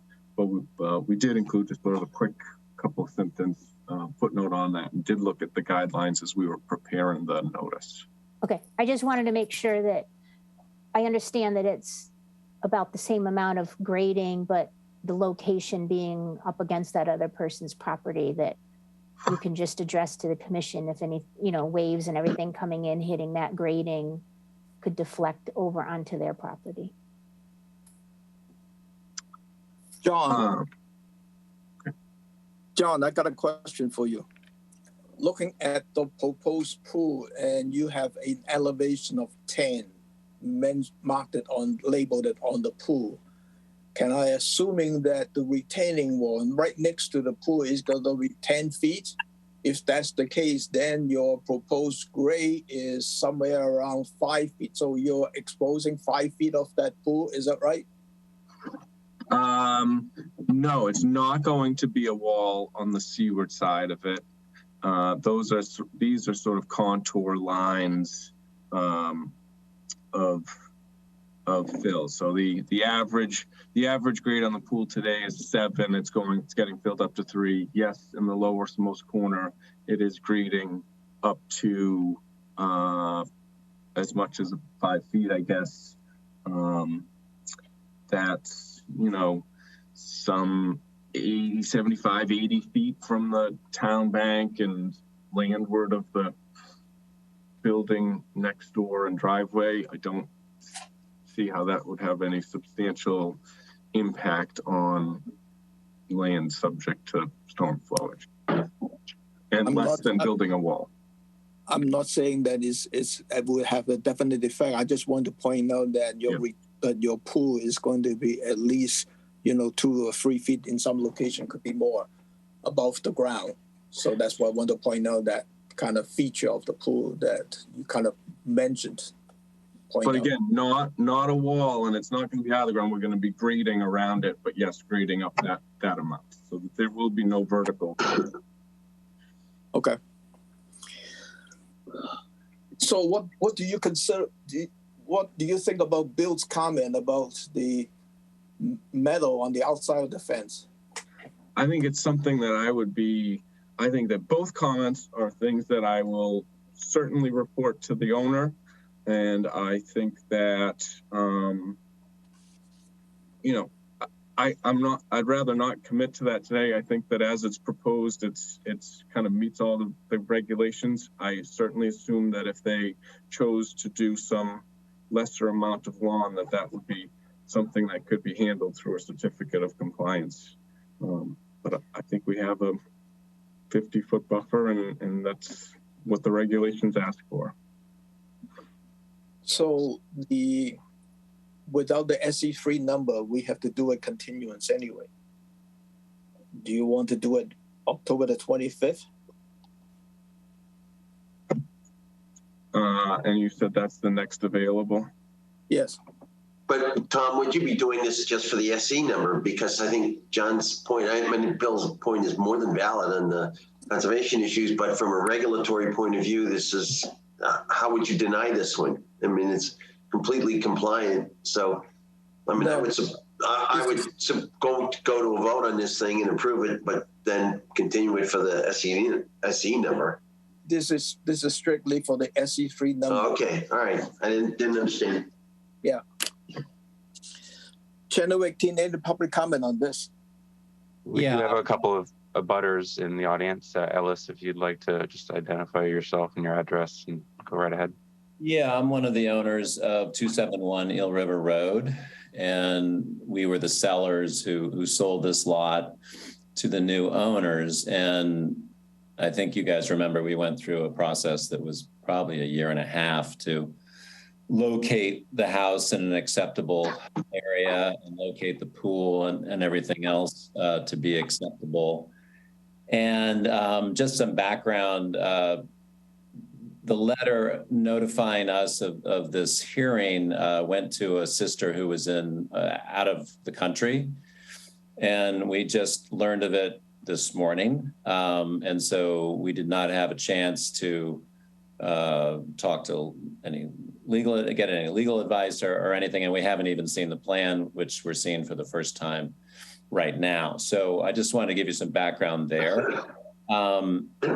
We did create our plan such that the pool would not be close to our property. And again, we had to go through a lot to get it located where it is in the current plan. We also were cognizant of the area that now it looks like the owners want to put lawn. And that was to remain, as far as we knew, natural with trees, foliage, et cetera, per our plan. So it would protect our line of sight and not have a pool anywhere close to our property line there on the north side of the property. So without being able to talk to my siblings, without looking at this in great detail and evaluating it, I would say I mean, we certainly would not want to approve this. In this hearing, we need time to compare notes and take a look at this and even potentially reach out to the new owners and have them take us through it and review it and get their color on why they're doing this. Thank you. Who's the next one? Channel 18. Karen Birmingham, did you have some public comment? Right now, I don't have a public comment because I'm on the south side of the property you're talking about. And right now, my wishes would be that they would keep the sightline trees that are on our abutting line. And I'm concerned about the vegetation that will ensure the privacy of both pieces of property. Thank you. John, what do you want to do? Well, John, I think that the neighbor concerns are neighbor discussions that can be had, but I don't think that any of them are relevant to this. And I think that I understand that you cannot fully issue this without the SE number. But beyond that, I don't know that there's been any comments that need further addressing. Thanks, John. John. Yeah, the only question I have that was, I'm going to agree with John O'Day, what he just said, with one exception, and that is to ensure that the abutter notification was properly made. I'm not sure why it went to the sister in some other country, but John, could you address that, or Darcy, was the abutter notification properly done? If not, then there's a legal issue relative to the proceeding, but if the abutter notification was proper, then I'd agree with John O'Day. They're only required to notify how it's written in the assessor database. So I don't. John, do you know, I mean, was there a mess up, or is it done according to the regulations? John O'Day. I'm checking. I wasn't sure if he said his sister was out of the country or went to another country. She was, well, it amounts to the same thing. She was in Europe, and the notification was sent out while she was out of the country. But did it go to her correct address, sir? Do you know? It got to her, so it was the correct address. However, there are four owners, and so sending out a notification to one of the owners who doesn't see it until today is that's something, yeah, they're only required to do what is sent to the assessor's office. You could make some change with assessors, but they are only required to however it's written in the assessor database. Okay. I would just like to ask for time to look this over because we haven't had time. I think that's only fair. We spent a year and a half working on this plan and a lot of resources and a lot of time and a lot of angst. And to have our original plan just completely changed pretty significantly without any ability to discuss this with the new owners, voice our issues with it, doesn't seem exactly fair to us. Obviously, sir, if you did discuss with the new owners, they could come back with a revised plan if you agree to any changes. Our procedures do provide that opportunity to come back with a revised plan, as John O'Day knows. That would be a possibility, obviously. Yeah, I don't have a lawyer. I mean, I'm not familiar with how things work. I just want to say that the Ellis family would not want to approve this right now or make any comments other than we need time to take a look at this and make sure that our interests are protected. We were the seller. We put together a plan. That plan was the plan that was sold to the new owners. And any significant change, and this is a huge change with moving the pool and ostensibly taking down a number of trees and creating a lawn where there were supposed to be trees and a buffer. And not to mention, I don't know what the ramifications are of building a pool and, the water drainage, et cetera, like that would need to be evaluated, I would think. We went through massive evaluation on getting this approved in terms of the water and the spill off, and that needs to be analyzed, and it's only fair to do that.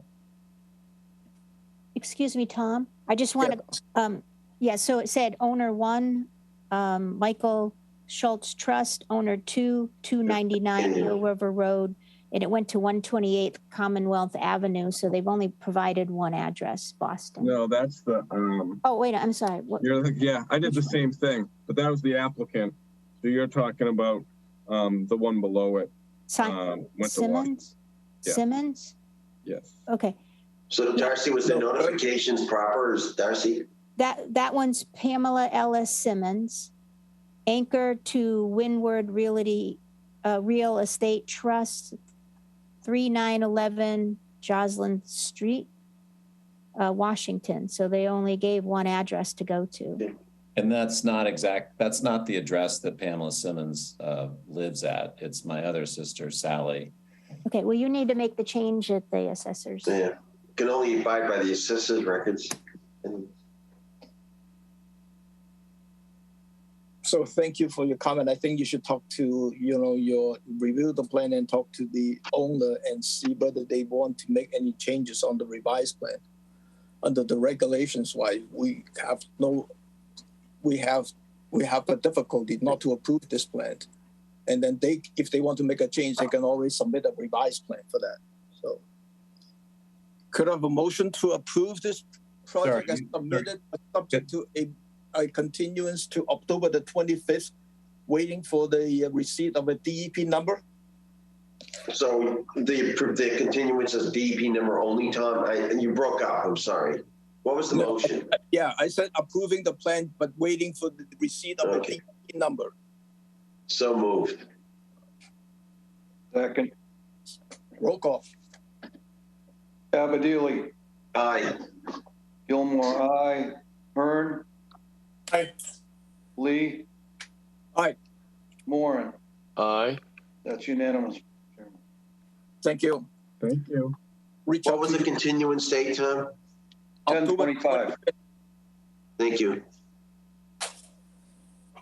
Town of Barnstable, DPW, maintenance dredging of up to 1,020 cubic yards of sediment using mechanical methods with upland disposal from within the existing authorized Bismore Park Marina Basin at 180 Ocean Street, Hyannis, as shown on the Assessors Map 326, parcel 068.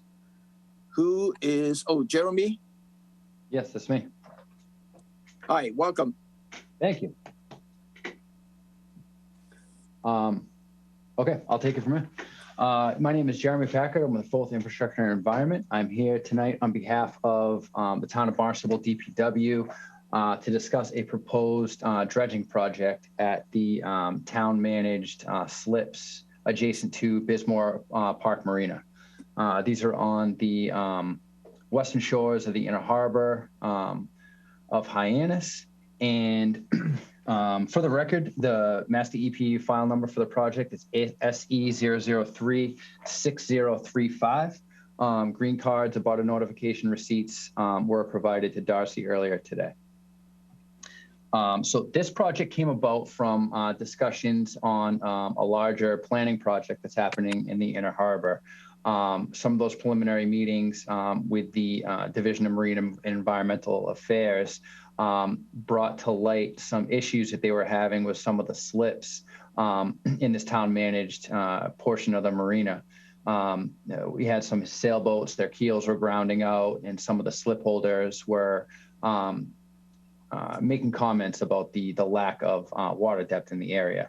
And so as part of that larger planning discussion, we decided to, the town decided to break this portion out for kind of a fast track, quick dredging project just to get the sufficient water depths to allow users to continue to enjoy the town managed marina prior to the larger project that we expect is coming down the line.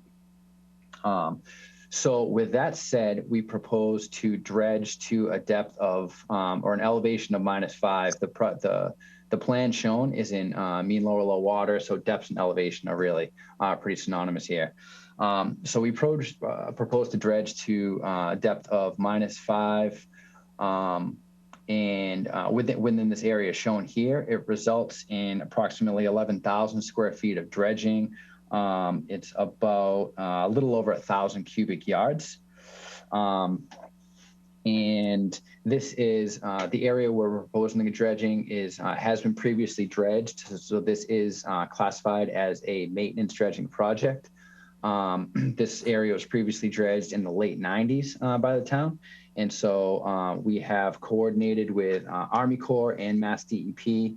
Army Corps agrees this is a maintenance project. It is eligible for self-verification. And we are also in the process of preparing a 401 water quality certification application to DEP. We're out at the site and collected some sediment samples and submitted those for testing. So we're waiting for those test results to come back before filing the application with Mass DEP. There's no habitat. The work is proposed to be performed in land under ocean. There is no habitat, so no MESA filing was required for the project. DMF provided comments on September 30th. Interestingly enough, there is no time of year restriction in the inner harbor of town, and that is due to the ferries coming in and out and all the prop wash and the siltation that causes. And so they've just decided that there is no time of year restriction here in the inner harbor. With that said, the town's goal is to kind of fast track this work and have it performed prior to boating season next year. So the slip contracts begin on May 1st of every year. So the town would like to have the project fully completed, contractor demobilized by April 30th of 2023 of next year. We do think that's reasonable, just given because it's eligible for Army Corps self-verification, and we expect to submit the 401 to DEP in the next couple of weeks. So we do think that we can hit that schedule. As far as construction goes, we think it's probably 2 weeks of work. Realistically, it could even be a week. It's really not a large area here to work in at all. We'll say approximately 2 weeks of work. The dredge, it's a mechanical dredge project performed from a barge. The dredge spoils will be towed via tug to the contractor's yard off-site, at which point it will be loaded onto trucks and trucked to a suitable upland location. That suitable location is going to be determined through the water quality cert process with Mass DEP. And that's really all I've got. I open up for questions. Thank you. We also get a comment from Waterway. I think they are okay with this project. Before I go to the commissioner, I saw Paul is on the line here. Paul Grave, do you want to say anything before I go to the commissioner? Thank you, Mr. Chairman. This is Paul Graves with the Town of Barnstable Department of Public Works. I appreciate your offering me the chance to speak. I would just indicate that what Jeremy, the description of the project and so forth that Jeremy just provided is accurate, and I really don't have anything additional to add to that. It was very detailed, and thank you, Jeremy, for that. Thank you, Mr. Chairman, for letting me speak. Thanks, Paul. Thank you. Question from the commissioner. Seeing none. Channel 18, any public comment on this?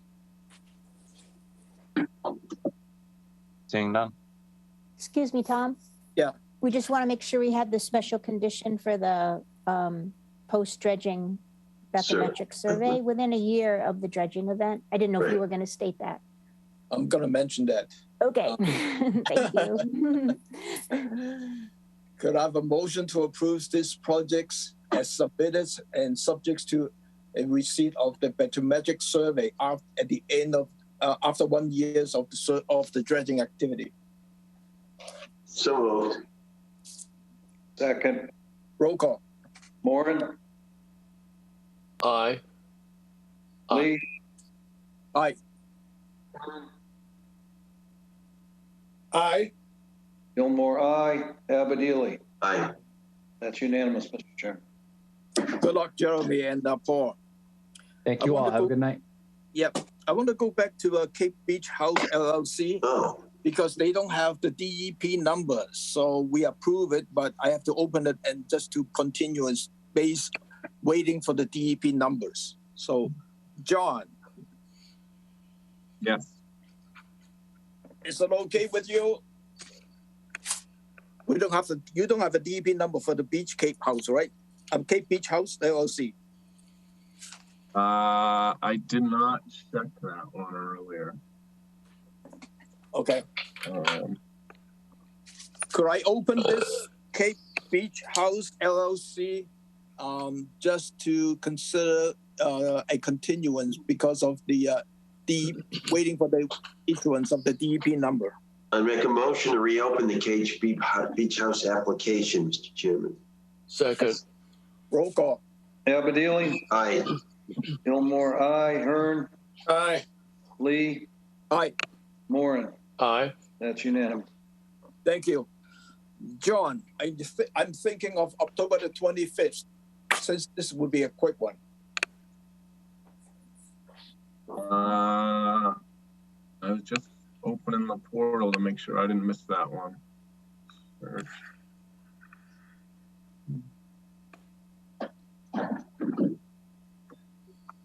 Okay. Motion to continue this to October 25th, Mr. Chairman.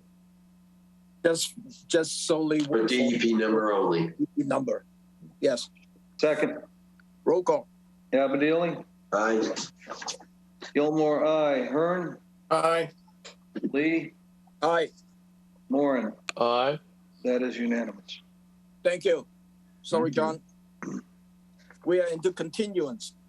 The first one is Joseph Monahan, President, Mystic Lake Hills Civic Associations, to permit an existing boat wreck, repair, replace existing steps at 30 Sawmill Road, Marston's Mill, as shown on the Assessor's Map 063, Parcel 062.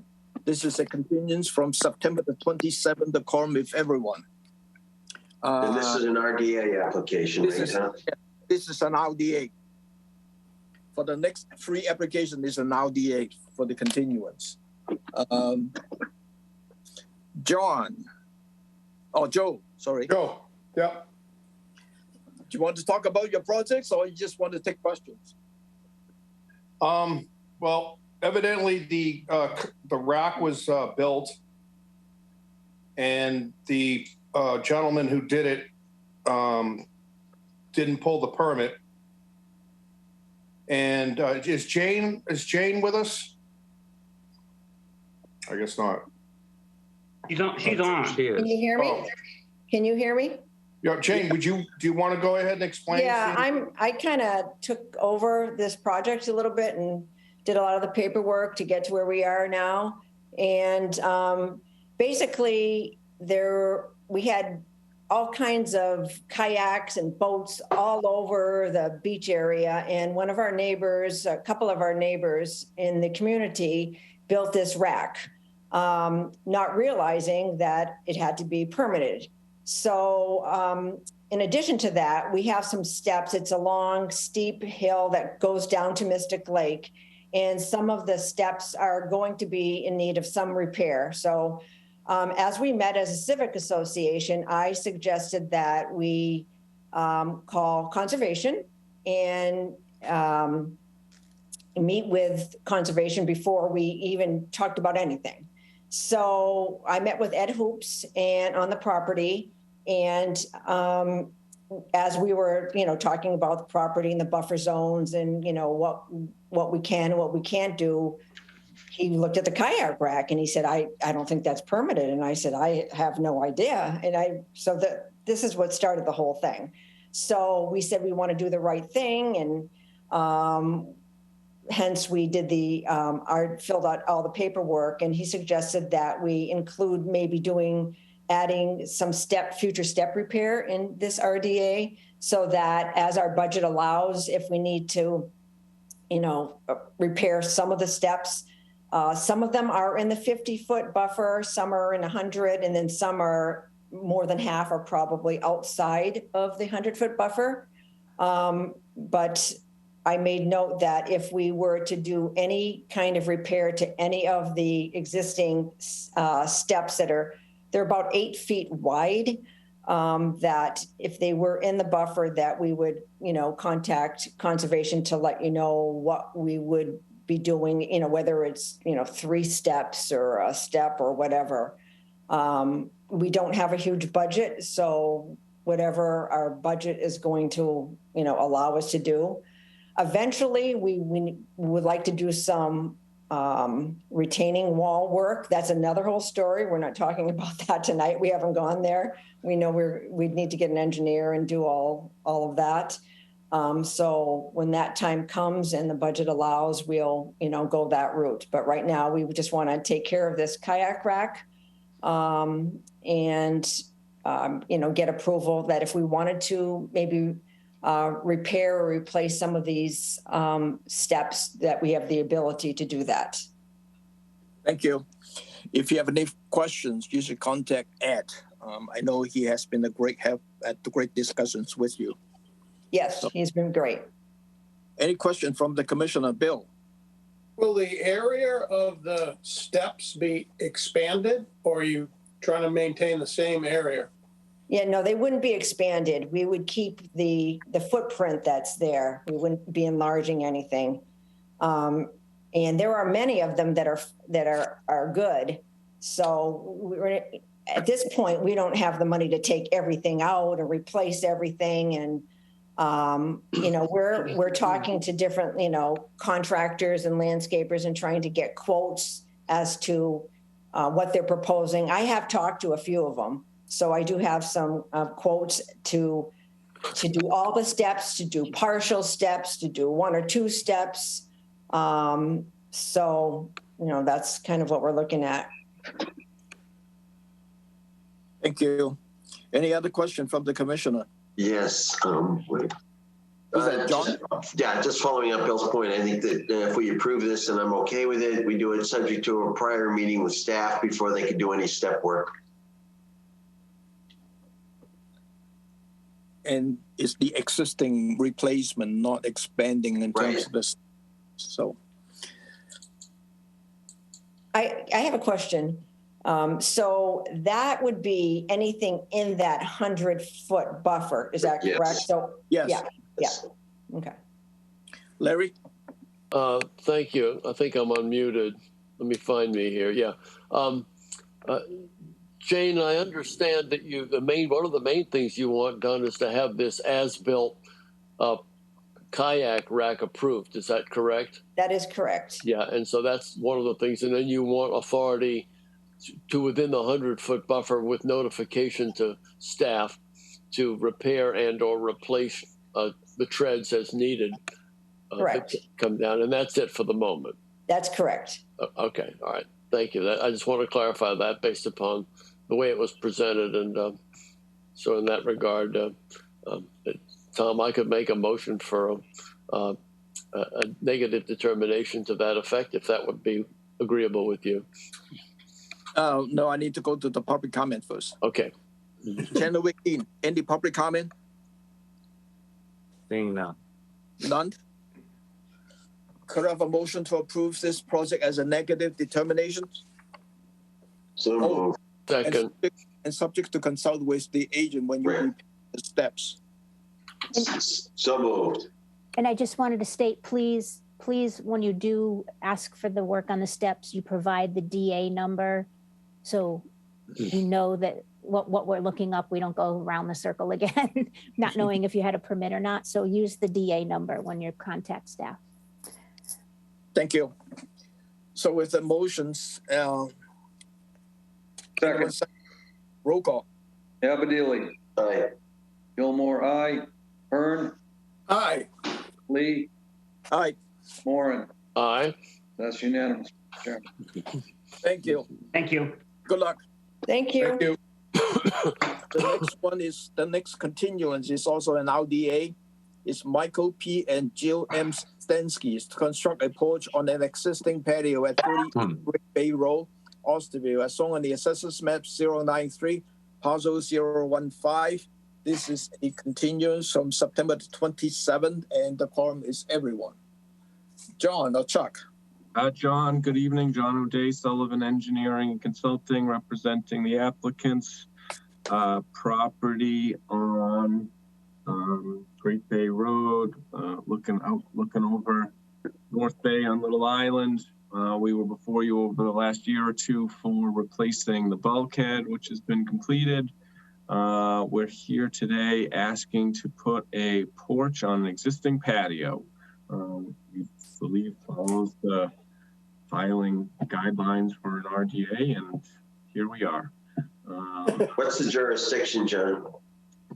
You are within the buffer zone of the salt marsh does wrap up around the east side of the property. We're also in flood zone. Thanks, John. Question from the commissioner? None? 10:18, any public comment on this? Seeing none. None? Could I have a motion to approve this project as a negative determination? So moved. Second. Roll call. Moran. Aye.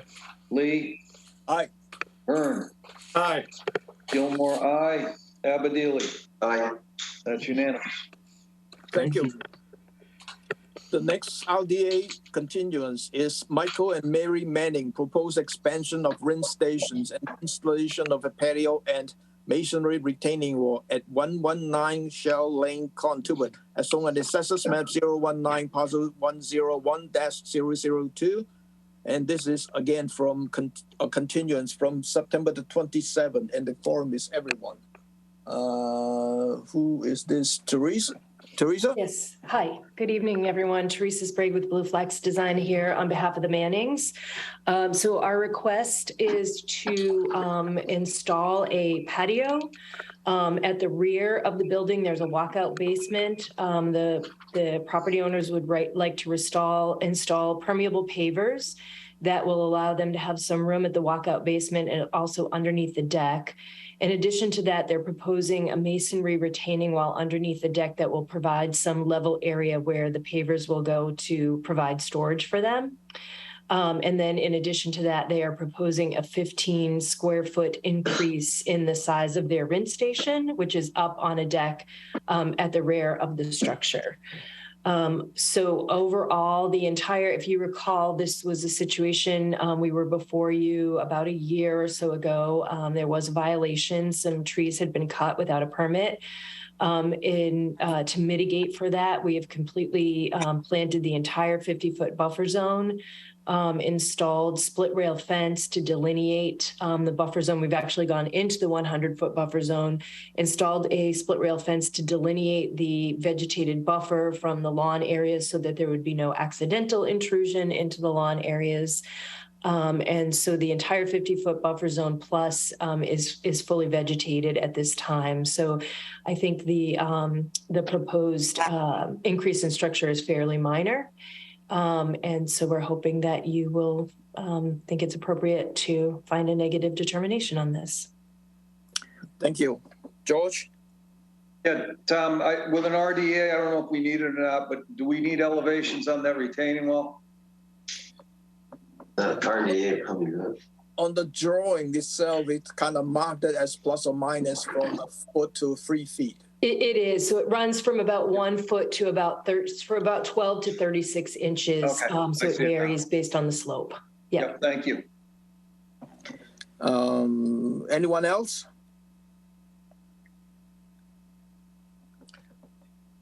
Channel 18, any public comment on this? Seeing none. Could I have a motion to approve this project as a negative determination? So moved. Second. Roll call. Abadili. Aye. Gilmore, aye. Hearn. Aye. Lee. Aye. Moran. Aye. That's unanimous. Thank you. Thank you. Look, Thank you. the next one is NOIs. The next 4 are NOIs. Michael J. Gill, trustee 72 and 52 North Bay Realty Trust. to modify and expand existing pier, ramp, and float at 52 and 72 North Bay Road, Austin, as on the Assessors Map 072, parcel 029 and 030. And this is continued September the 27th, sorry. And the quorum is everyone. Who is John? Good evening. John O'Day from Sullivan Engineering Consulting, representing the applicants for this pier modification. I will bring up a copy of the plan. Existing pier is located at 52 North Bay Road. That was permitted under SE 3 1956. It's a pier, ramp, and a float, which is shown in the lighter grade lines there. If I zoom out, this parcel over time with the dock on it has been transferred around some of the neighboring properties. I think it was originally land courted with the land immediately opposite North Bay Road with it. And then all of that was owned by a house on Oakdale. And then through some marriages, I think it ended up going with 52 for a while. And then when that parcel was getting estated out, it ended up going back over to Oakdale. Today, it is in common ownership or in common control with the property at 72 North Bay, which is currently being redeveloped. And the intent, if this project were approved, would be for this pier to permanently serve both of these parcels. So if I go back in, I should also note that it was brought to our attention that there is an easement on the property that goes with that one of those former owners on the other side that extends down that cart path and next to the pier that got deeded in one of the sales since we started working on the site a couple of years ago. We're on our third owner here now. So they did point that out and would like to see that end up on some final plan on this property, just so it doesn't get lost to translation. It is recorded at the registry, so it's permanent, but just so everyone's aware. So the project as proposed is to basically extend the existing pier. It's going to get extended about 2 sections landward to get it nice and up above the high tide line. It kind of ends actually below the high tide line today. And then also to extend the fixed pier structure out about 2 sections forward, turn and create an L with a ramp and a couple of floats. We think that this pier as designed is fully compliant with the pier regulations with one exception, and that's the area of the float. We are asking for this to be 400 square feet. In our minds, that would be 200 square feet per parcel. We believe the commission has approved similar float sizes on shared piers. One came to mind over on Oyster Harbor, is probably from the last 10 years, where each property essentially got a 200 square foot float. There have been other projects where the commission granted waivers for additional float area. We had one in the Centerville River where there was an existing unrestricted pier, and the applicants were willing to meet all of today's conditions, and the commission gave them a little bit of an extra beyond the 200 square feet. And there's been some cases in the Pewitt River where the commission thought that having the seasonality of a float had some benefits. We did have we have been to waterways. There was no objection. They were in support of the project, thought that this was a fitting place for a pier modification of this sort. We have good separation to abutting structures and opposite shorelines. We're kind of dead end cove. We have great water in this cove. You know, we're at -6 underneath these floats at low tide. Did have a comment from staff about the boats, and I apologize for not maybe labeling those better. I'm kind of a boat fan, so I can recognize boats by pictures. But just to walk you through these, and we can add some labels to it. This was the Zoolander Boat. It's an inboard propulsion, so its draft as it's given in that is you know, to the bottom of the propulsion unit. So that draft is listed as 4 feet 8 inches, and then in our checklist we convert that to the total inches of 56 inches, and the water underneath that boat, water depth being 78 inches. So we have 22 inches of clearance. We are in an area rated as a 3, so it would be a 12-inch requirement. This one was maybe more obvious because it did have the company name on it, but this was the Grady White. They only list the draft in this of the hull, but we can certainly add the engines, and that's what we did in our checklist. And so the draft at that engine's 38 inches, water depth 58 inches, clearance 25 inches. And then the regulator, that does give the draft with the engines down, but we can make sure it says regulator on it somewhere. So drafted engine 36, water depth 56, clearance 20 inches.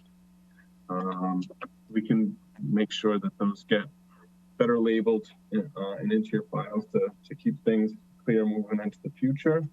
And I think with that, I would be to answer any questions about the proposal. I'll flip back to Thank you, John. We have received the comment letter from DMF, and they have 4 basic comments. One is the usual comment about the height width ratios. So I'm not going to read that. It's a pretty much a standard comment on that one. And then is the DMF recommended avoiding placement of piles in salt marsh vegetations to the extent practicable. Habitat loss associated with the piling structures may require mitigations at the state or the federal level of the permitting process. The next one is any activity requiring a barge would be restricted to 2 hours before and after the high tide to prevent barge grounding in mapping shellfish habitat. The 4th one is the fuel spills from refilling of the construction equipment will adversely impact sensitive resource area. Impacts to resource area can be avoided by prohibiting all land-based equipment from being refilling on site. If equipment is refilled on site, adequate containment and cleaner material should be required to minimize impacts. The last comment would be DMF recommended that all staging and storage of construction equipment and material be located on the upland side of the project site. And as John mentioned, I think we need some more better information on the boating because I'm not a boat person. When I read that, I have some challenge in terms of trying to match up, but I can match up pretty good. But I think a better clarification on the boat information, draft and so for the names is important. So with that, John. Yeah, thank you, Tom. John, I'm not, you got the 2 lots here. You got what, 52 and 72. Are there houses on both lots, and who owns those? I mean, was it a common ownership right? I'm really confused about that. And none of them are adjacent to this, right? They're kind of across the street, or where are they? They're both on the 52. This lot 77 is 72 North Bay on this plan, and lot 58 is 52. I had them opposite. I had them backwards. I'm sorry. 77 is number 52. Okay. And lot 58 is number 72. Okay. So 72 has the house, and 52 just has the dock on it. And that's going to become a house. No, the house is being redeveloped still on 72. Well, I'm still confused. I'm sorry. So there is a house on 72. Mm-hmm. And is it occupied or will it be occupied? I mean, it will be occupied. It's under construction. It's under construction. Now, there is nothing on the second lot. What you've got down here is lot 77, which is 52 North Bay. There's nothing on there now. There's a boathouse on there too that, again, it was previously under ownership with across the street. If I bring up sometimes the easiest way to walk through the history here, I think, is with the assessor's map, maybe.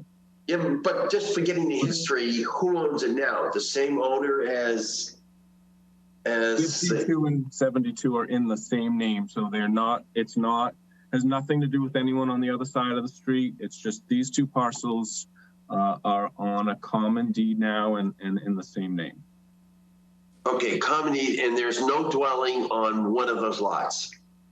That's true. But they are separate building lots. Yes, they're separate maps and parcels, separate lots, separate everything. Okay, we normally would not approve a dock on an unoccupied lot. But you're asking us to say, well, if it's ever occupied, it's going to be a common dock. Right? I just want to clarify that. That's all. I'm just confused.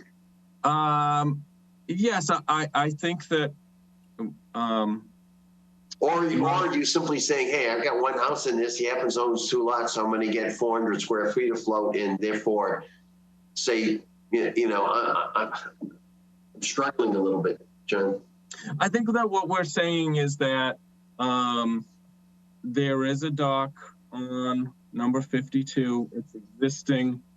I think that in history, it had nothing to do with this parcel at number 72.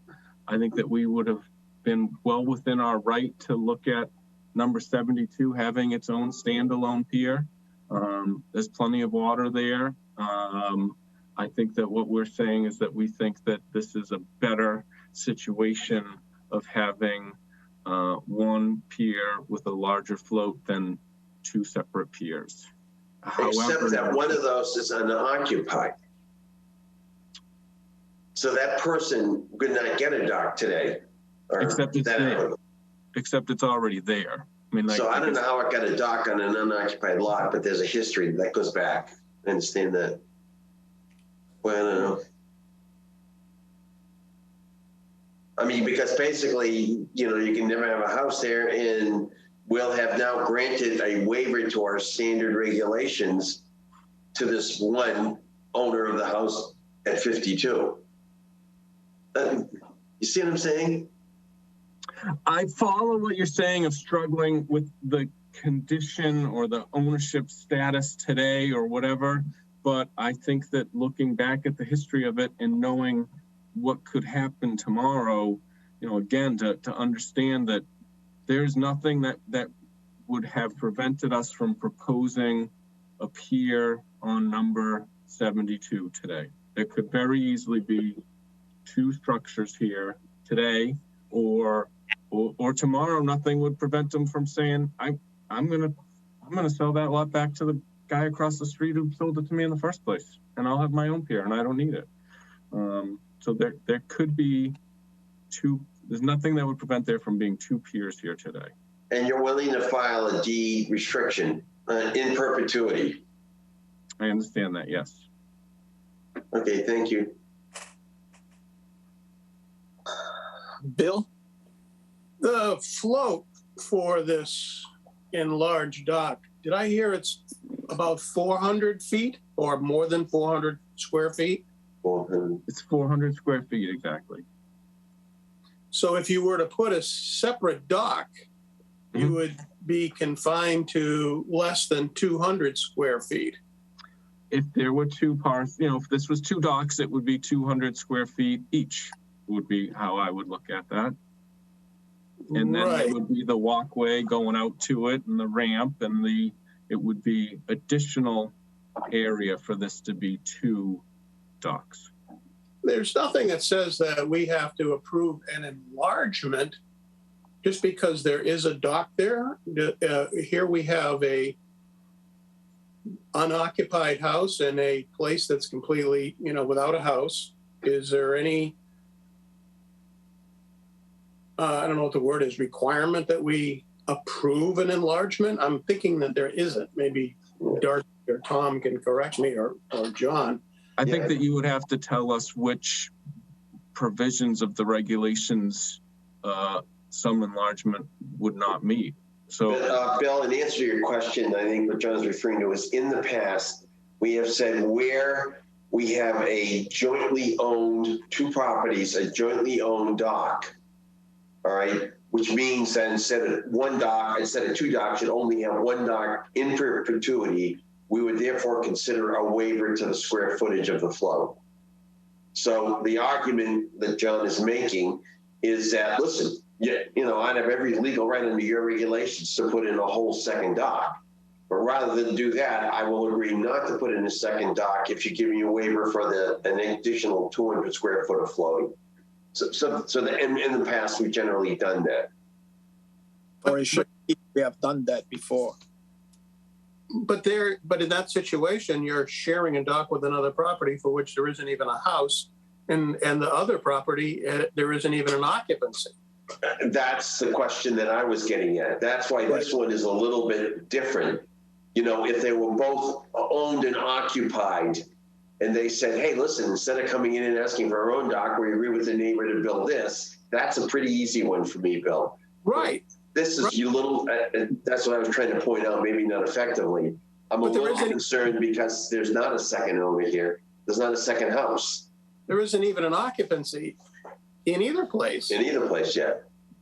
And I understand that, but again, historically, this pier had nothing to do with this house that was next to it, and nothing would prevent, it from potentially being sold back off tomorrow and being two piers. So just, this could have been occupied. And originally, again, the land court was that this parcel was sort of created with the parcel immediately across North Bay Road, which would meet your standards of, being occupied.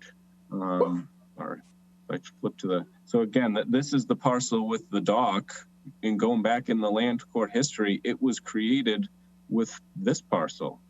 And as I said, at some points of history, it was owned by this one, and then I went to this one, and then I went back, and now they're together today. But I don't think that they should be discredited for owning two lots, or deciding to keep these two together, or deciding that the area should only have one pier because they're the same name. I don't know. I struggle with why that would be. I understand it's a little bit different than your typical shared pier with two separate houses using it from the get-go, but I think the end result's the same. Can I ask one quick question before you? What were the sizes? What was the size of the boat that was used now or historically? I don't have any information on that. But there are two pretty good-sized boats that are being proposed, Bill. There are some good-sized boats. Again, in terms of a place to have a dock with a good-sized boat on it, no shellfish, deep water, no navigation. This is the place. You're right. The other things too. The shellfish rating for this area is 3 out of 10. So this would be qualified as an expansion, a significant expansion, and so this would be a 12-inch rule. And with the deep water, yes, they can meet that water. The question would be, the ownership of the parcel, and there is no house under it. That's the challenge at this point. So, George. Okay, little history here. Oh boy. Going way back when I built this dock, it was on a vacant piece of property, and it got a permit. I agree 100% with John. This is the perfect spot for a pier like this. I would hate to see a second pier built right next door. It makes no sense from a conservation standpoint to have a second pier built next door. The only thing I will say, John, is can we go 8 feet wide on those floats instead of 10?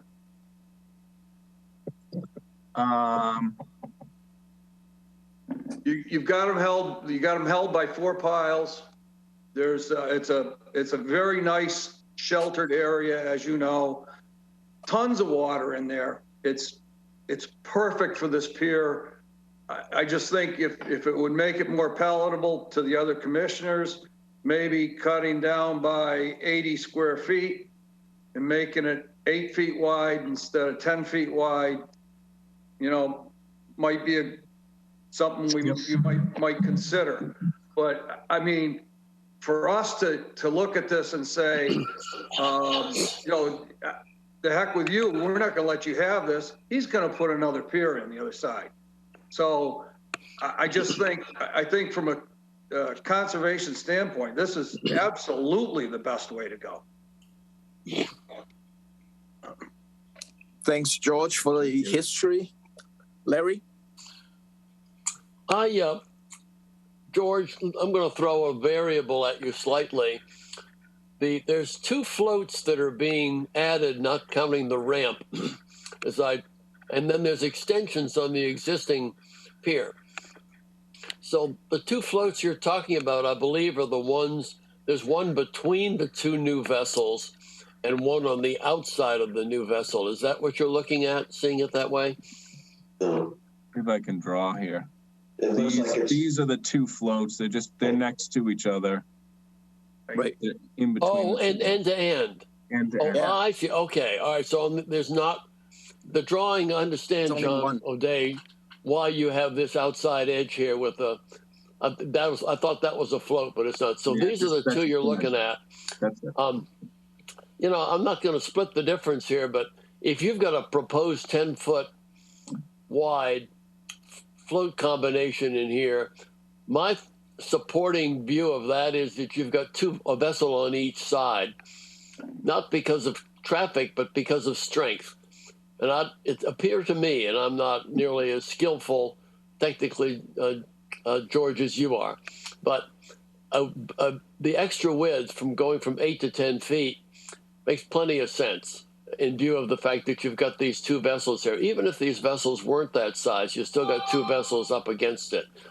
So I support the idea, and I completely agree with you that the fact that this is an existing float on which there is no house, nonetheless, it was approved.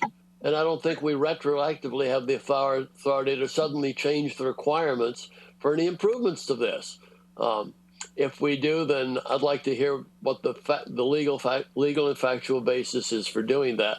And I agree, having walked down into this property and getting a feel for it, this area is really not depicted to show the heavy growth of vegetation in here, the elevation.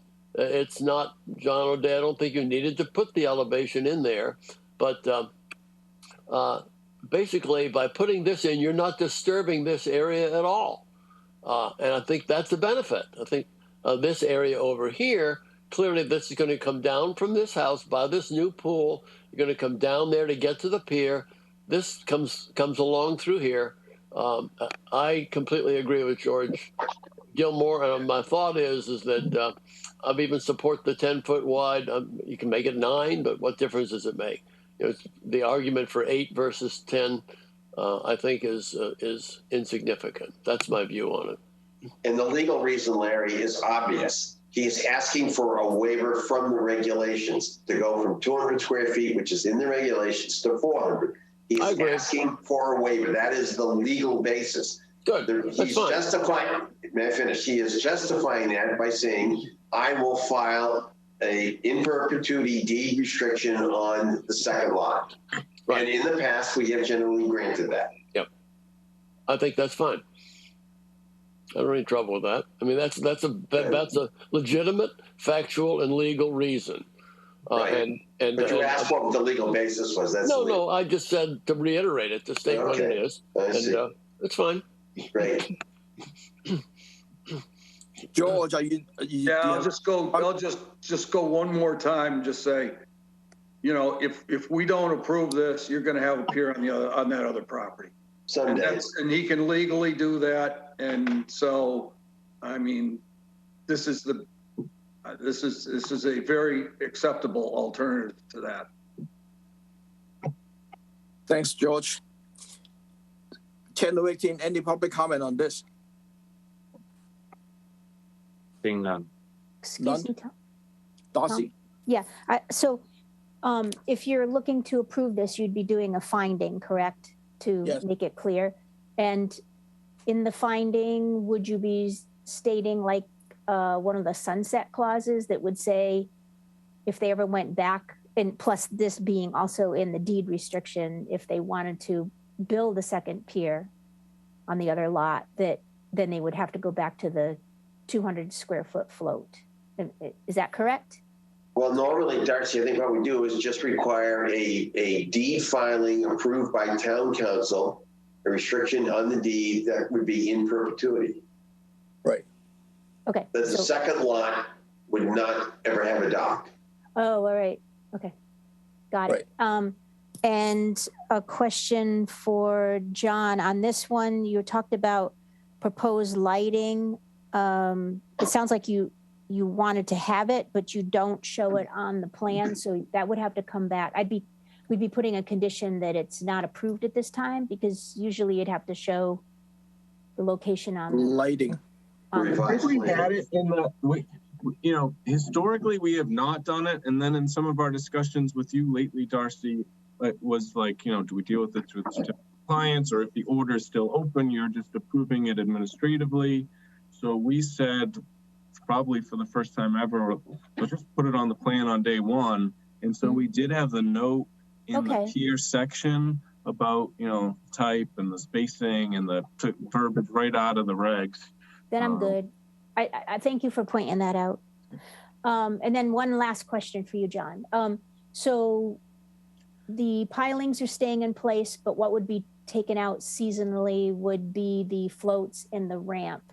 And where are you going to be storing those?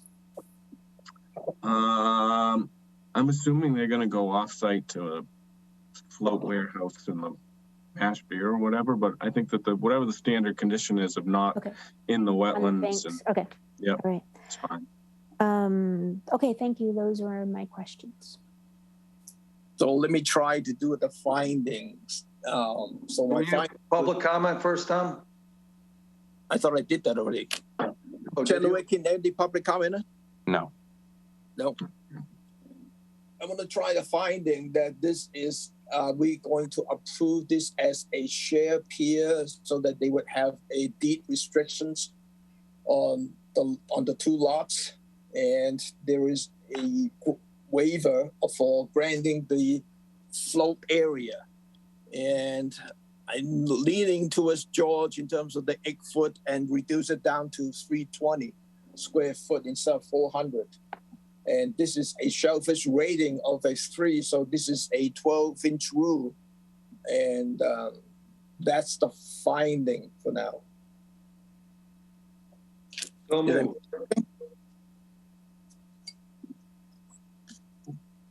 Did I miss anything? No. I think the finding simply has to state that it's to cover the waiver. I think that's what the finding is in support of. That clause would be necessary. Otherwise, the points you've covered are fine. That would be my recommendation. The waiver would be, I think it's from 703-4H on the square footage of the float. If I could suggest, I think Larry's right. If you want a finding, would be that the commission will consider a waiver with a specific finding that a deed, that there would be a filing in the registry of deeds that this would be a jointly owned dock in perpetuity to both these lots. So both these lots would have to have that deed restriction. Yeah, that's right. That's right. That covers it. I think that mentioned, yeah. So you don't need the other stuff about the 12-inch rule, et cetera. You don't need. in this finding. Okay. And by the way, I happen to agree with George because I was there today, and you look at where this is located, how it's located, et cetera. There's a lot of good reasons to approve this. Yeah. So with the modified motions, anyone second? Second. Roll call. Abadili. Aye. Gilmore, aye. Hearn. Aye. Lee. Aye. Moran. Aye. That's unanimous. Could I have a motion to approve this project subject to receipt of a revised plan showing the easement as John mentioned it, and the correct boat informations, and we just approved the waiver request for the float size to 320 square foot, and this is going to be expansions, but it's 12-inch rule. And subject to a deed restriction on both lots approved by town council, that this would be a jointly owned dock in perpetuity. Yes. Add that into that is the deed restrictions for the two lots. So moved. Oh, second. Roll call. Abadili. Aye. Gilmore, aye. Hearn. Aye. Lee. Aye. Moran. Aye. That's unanimous. Thank you. Good luck, John. The next one is Matthew and Lori Kelly. Relocate existing dwelling, vegetation management, resurvey existing stepping stones, add handrails and lighting on pathways to beach at 554 Randall Avenue, Osterville, as shown on the Assessors Map 162, parcel 013. This is a continuance from September the 27th, and the quorum is everyone. John Lavelle? No, it's Matt, Tom Matthewetti. How are you? So, yeah, I'll kick it off. For the record, Matthewetti, professional engineer with Baxter Engineering and Surveying, representing the applicants Matthew and Lori Kelly. Also with me tonight to assist me with the presentation is Seth Wilkinson with Wilkinson Ecological Design. With that, I will just jump right into the project description. If I could I share my screen? Yep, go ahead. Yes, your co-host. And I'm sorry to interrupt, Matt. I just want for the record, Commissioner Sampu has joined us. Is that correct, Pete? Yes. I see Pete. Hello, Pete. How you doing? So can everybody see the plan on my screen here okay? Yes. I'm assuming you can. So with that, the project before you is a notice of intent as we have filed, which includes moving the existing building structure, some minor improvements to the walkway down to the beach along the stone revetment, replacing of an existing fence along the property line, and a vegetation management and restoration plan. And I will get into that detail in the presentation. Just quickly from the existing site conditions, the lot is a residential lot, approximately 2.4 acres in size with an existing single family house and existing improvements. There's an existing tennis court, separate garage structure, et cetera. As far as resources on the project, the majority of this project is actually outside of the conservation jurisdiction. You can see highlighted in this lighter green, that is the 100-foot buffer to the state coastal bank. This darker green line is the 100-foot buffer to the town coastal bank. We also then have natural heritage habitat, which is basically right along the top of the revetment. And we also have land subject to coastal storm flowage, which is just above the revetment as far as resources that exist on the site. With that, what's being proposed, and I'm going to zoom in here a little bit. What I've outlined here in red on the submitted plan, that is the existing location of the existing house and deck. What's I have highlighted in the orangish color is the proposed relocation of the structure. This structure is being moved and renovated. It's not a full raise and rebuild. There is a historic aspect to this structure, so it is being relocated. With that relocation, as you can see, albeit minor, there's actually less hardscape now within the jurisdictional area. You can see this area here and here is being eliminated from within the 100-foot buffer to the state coastal bank. The areas of work within the conservation jurisdiction then also include this walkway. This is an existing walkway that goes down to and is on top of the stone revetment, has existing stone stepping stones. What's being proposed is to go right in place of what's existing there, but to replace the stones. And then it is also proposed to add a safety handrail, and then lighting within that handrail. It will actually be embedded in the bottom of the handrail. It's an LED strip, and it's all down lighting just for safety. The Kellys do have a daughter that has a mobility impairment, so they are requesting this improvement so that she can have access to the beach area. Again, I think this project is fairly straightforward. I look at this as an actual improvement environmentally over the existing condition. The last item, but not least, I will say for sure, is the vegetation management and restoration plan, which is occurring all through this existing vegetation area here. And with that, I'm going to turn it over to Seth and let him walk through the restoration plan, and then I'll take it back briefly, and then we'll turn it over to you for questions. Seth, you want to walk through your plan? Thank you, Matt. Could I maybe share my screen if you wouldn't mind taking that down? And good evening, commissioners. For the record, Seth Wilkinson, Ecological Design. Just pull up an item from the land management plan. I'll guide my presentation, which I will keep brief. I know you have a busy evening. We've broken this in the land management plan into three primary areas. This purplish color here is a relatively open area presently. It's heavily invaded with Asiatic bittersweet and some other nuisance vines. I believe it used to be Rugosa rose, but that's primarily been overtaken. Even during the summer, it was hardly even blooming, so there's not much rose left. That's in good shape. So we're proposing to restore that with native species.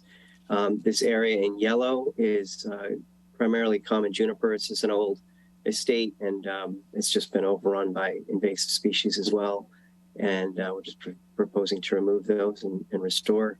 And then this area in orange is primarily wooded. There's no live tree removal.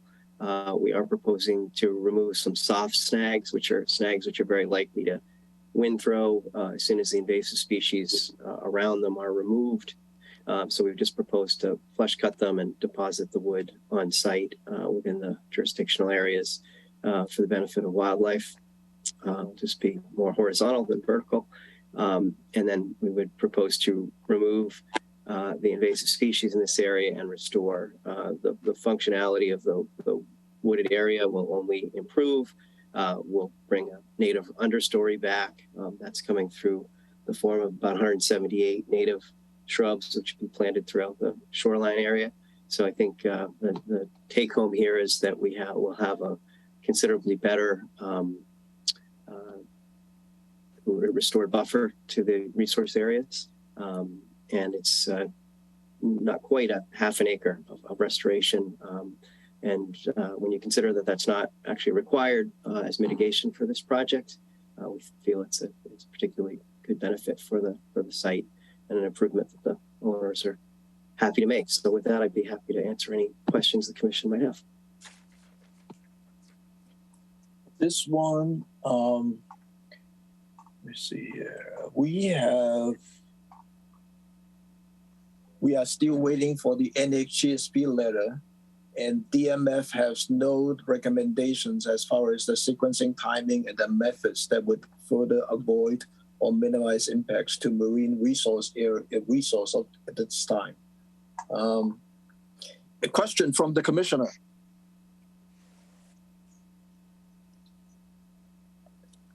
Anyone? It looks like that's a very good project as far as the restorations on the bank of beach area. 10:18, any public comment on this? Seeing none. None? So,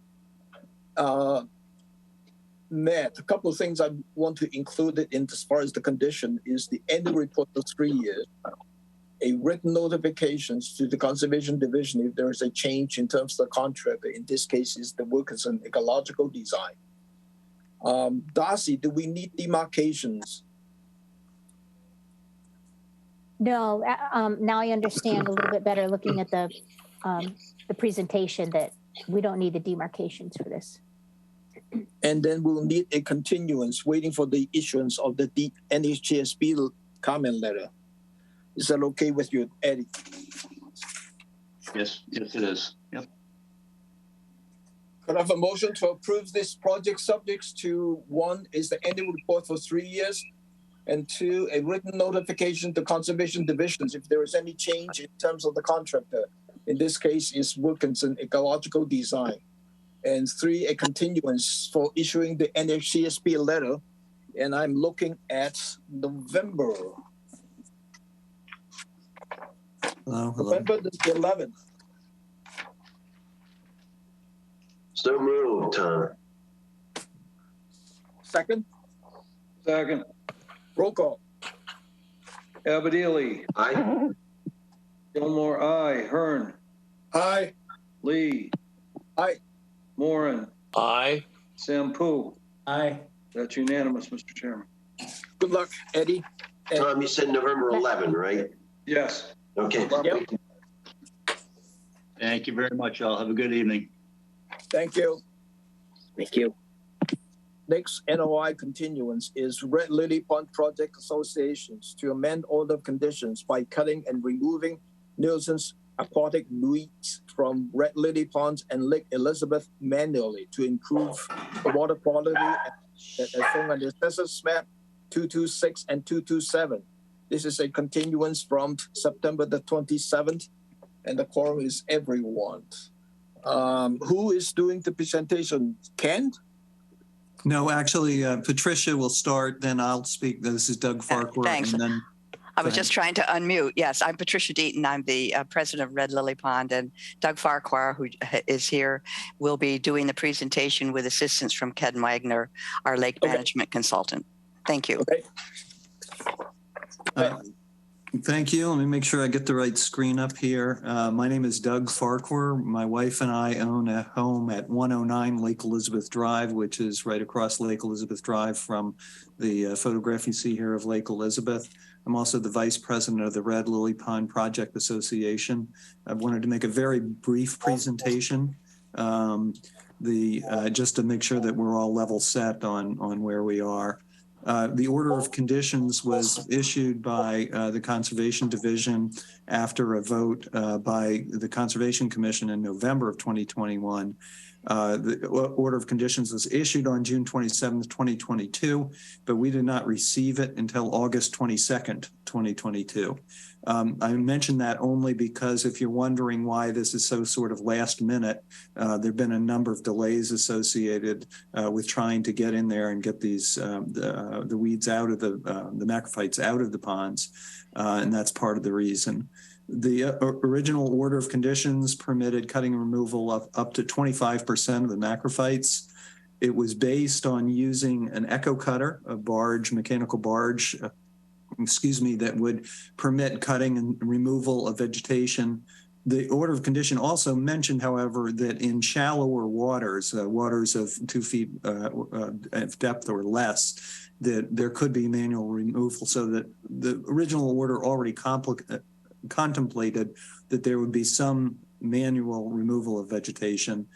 when we did the depth chart, which was submitted to the commission, I believe in June, if I'm remembering right, June 12th, we determined that the echo cutter could not be used because there was insufficient water depth. So at that point, we proposed to the commission, well, we proposed to the conservation administrator that we would proceed with manual cutting instead of the echo cutter. This is for a permit that would be valid for 3 years. We would contemplate doing this annually to hopefully to different parts of the lakes.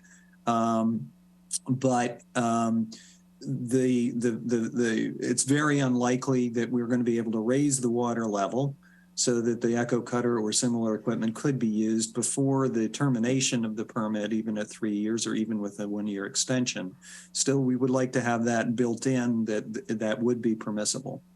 But there's really only 2 significant amendments that we're asking for. The first is that the order of conditions would explicitly permit that the operation be conducted manually, which will obviously create a lot less disturbance in the pond from what the echo cutter would have done. And then also, because we are doing this manually with a lot less disturbance, we would like to lift the prohibition on the time of year. Currently, the order of conditions states that the operation is prohibited from March 15th to June 30th, and we understand that. We have no problem with that. But what we would like to do is to see the order of conditions amended so that only the use of the echo cutter or similar equipment would be prohibited between September 1st and October 31st. That way we could go ahead and get this harvesting done, we hope very shortly. We've submitted probably a lot more detail than you need because we're hoping that we can get the amended order of conditions issued quickly. We submitted that detail also to the Division of Marine Fisheries. They sent an email this morning saying that they did not object to the time of year being lifted. And we also cleared this with Amy Croteau and Chris Nappy, who I think are with Barnstable Natural Resources. So we would request that the amended be approved. Let me stop and ask, if I might, that if Ken Wagner has anything to add, that he goes ahead and does that, and then we'd be prepared to answer questions. Thank you. Sure. Thank you.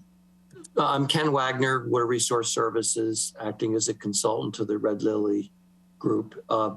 I was not involved in this initially. I got involved when it was partway through the hearing because there seemed to be an impasse and some difficulty in understanding what was being done. This is a pretty minor action. It's a shallow pond. It's very weedy. It's not really very good herring habitat. What they're doing should improve it. But I understand the time of year restrictions and that when you take actions during the spawning or the migration period, there's always the potential to somehow disrupt those migrating species. American eel have been cited for this, but really the concern's been over the herring. The original notice of intent said they would confer with the herring warden and work out whatever needed to be done. The use of any mechanical harvester does represent a threat to pick up small fish. Manually, it just doesn't happen.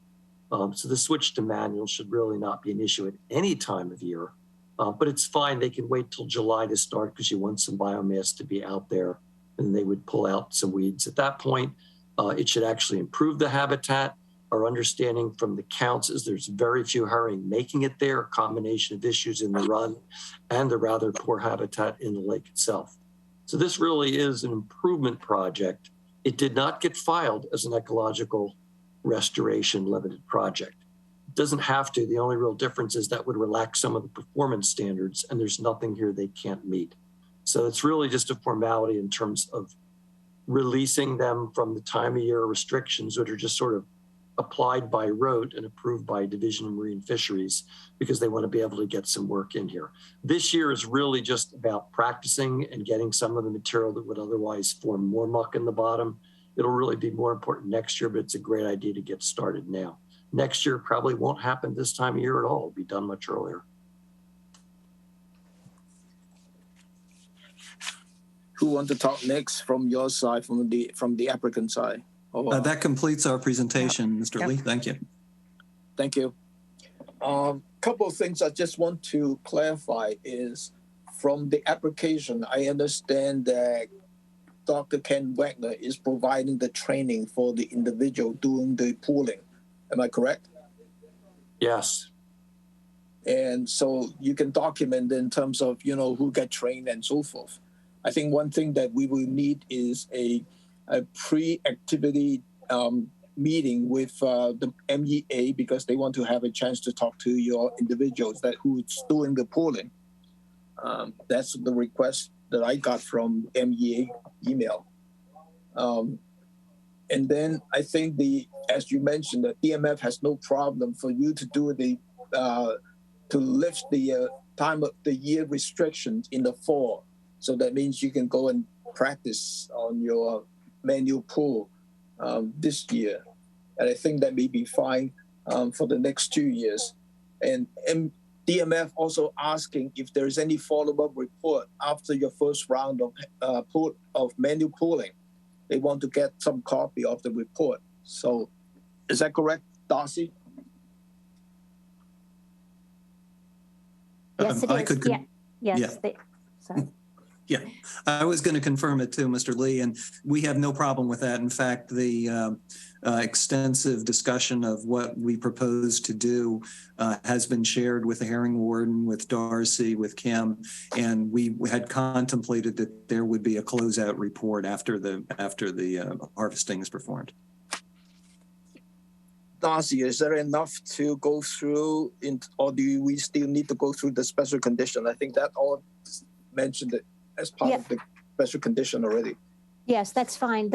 Unless the reports that I would see coming in would be what was on number 7, the monitoring plan. Well, that's all set up by Ken Wagner. And let's see, we'd still be getting water monitoring before and after each harvest, even if it's manually pulled. And then pre and post monitoring timeline. So as long as they're good with what's already listed in number 7, then I'm good. Yep, we are. Okay, thank you. Question from Commissioner. None? Channel 18, any public comment? Seeing none. Could I have a motion to approve this amended order subject to a pre-manual pooling activities, including the MEA staff, have a discussion with the individuals that are doing the work, and then there's a lift of the time of the year restrictions between September 1st and to October the 31st. And I think that's it.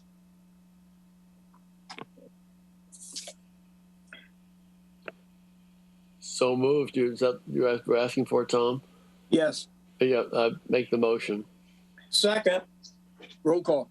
Abadili. Aye. Gilmore, aye. Hearn. Aye. Lee. Aye. Moran. Aye. Sampu. Aye. That is unanimous. Thank you. Good luck. Good luck with this. Thank you very much. Thank you. The last NOI of the evening of the continuance is constructions of a piles sonotube supported boathouse with graded service access ramp, modified pedestrians access path at 117 Eel River Road, Osterville, as shown on the assessors map 116 parcel 097. And this is a continuance from September the 27th. And the quorum is everyone. Arlene? Good evening. Arlene Wilson, AM Wilson Associates for Landons. Let me try and share my screen. We can do this.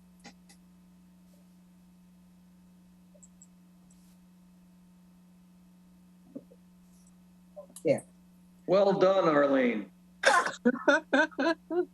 Some of us take a lot longer than others, George, and I apologize, but eventually we'll get there.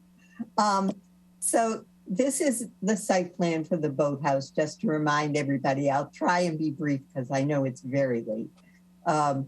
So we've got the 10 by 18 boathouse here, supported on either piles or sonotubes, with an 8 by 14 ramp that's just a sloped access to the building, and 4 by 18 deck on the north side, so that they can access that side of the building to hang and dry sails over there. Both the deck and the ramp will be either flow through or a similar product, so that we can get both light penetration and drainage down through there. The area that we're showing in yellow is the graded surface, which we've used before. Let's see if I can, a little out of order here. George will recognize this site. I think he put this installation in, it's in Conduit. And you can see that this material gets pegged down in the corners. It lays flat on the surface of the ground. And what happens is that it distributes the weight so that you don't make divots in the beach as you walk or pull a weighted product over it. And because the holes are 1 or 1.5 inches square, the vegetation grows right up through it without much problem. There were some questions about what this thing might look like. This is not the actual boathouse that we'll use, but a very similar product. It's wood shingled, very simple in design. And the difference here, of course, is that we would have a deck along the side and the ramp in the front. So I think there were a couple of questions that came up about how close is close. The graded surface is about 6 feet landward from mean high water. The ramp itself is about 21 feet from mean high water, and the entire boathouse would be within the 50-foot buffer. But this, in addition to the site being selected because of its proximity to the pier, you can see that there are trees at this location. We've been able to nestle the building into the trees without damaging or needing to remove any of the existing mature trees that are there. What that does is that the trees partially cover the side and the roof of the boathouse and give a backdrop, so that when the shingles on the boathouse weather to the warm gray that's prevalent in the area, it sort of disappears against the tree cover. If we move the building back, there are several things that happen. We've got a 15-foot side yard here, so we've got to move it back in that line along the property. That means considering the wetland that is adjacent, this is a brackish marsh situation. The building actually gets closer to the wetland than it is at its present location.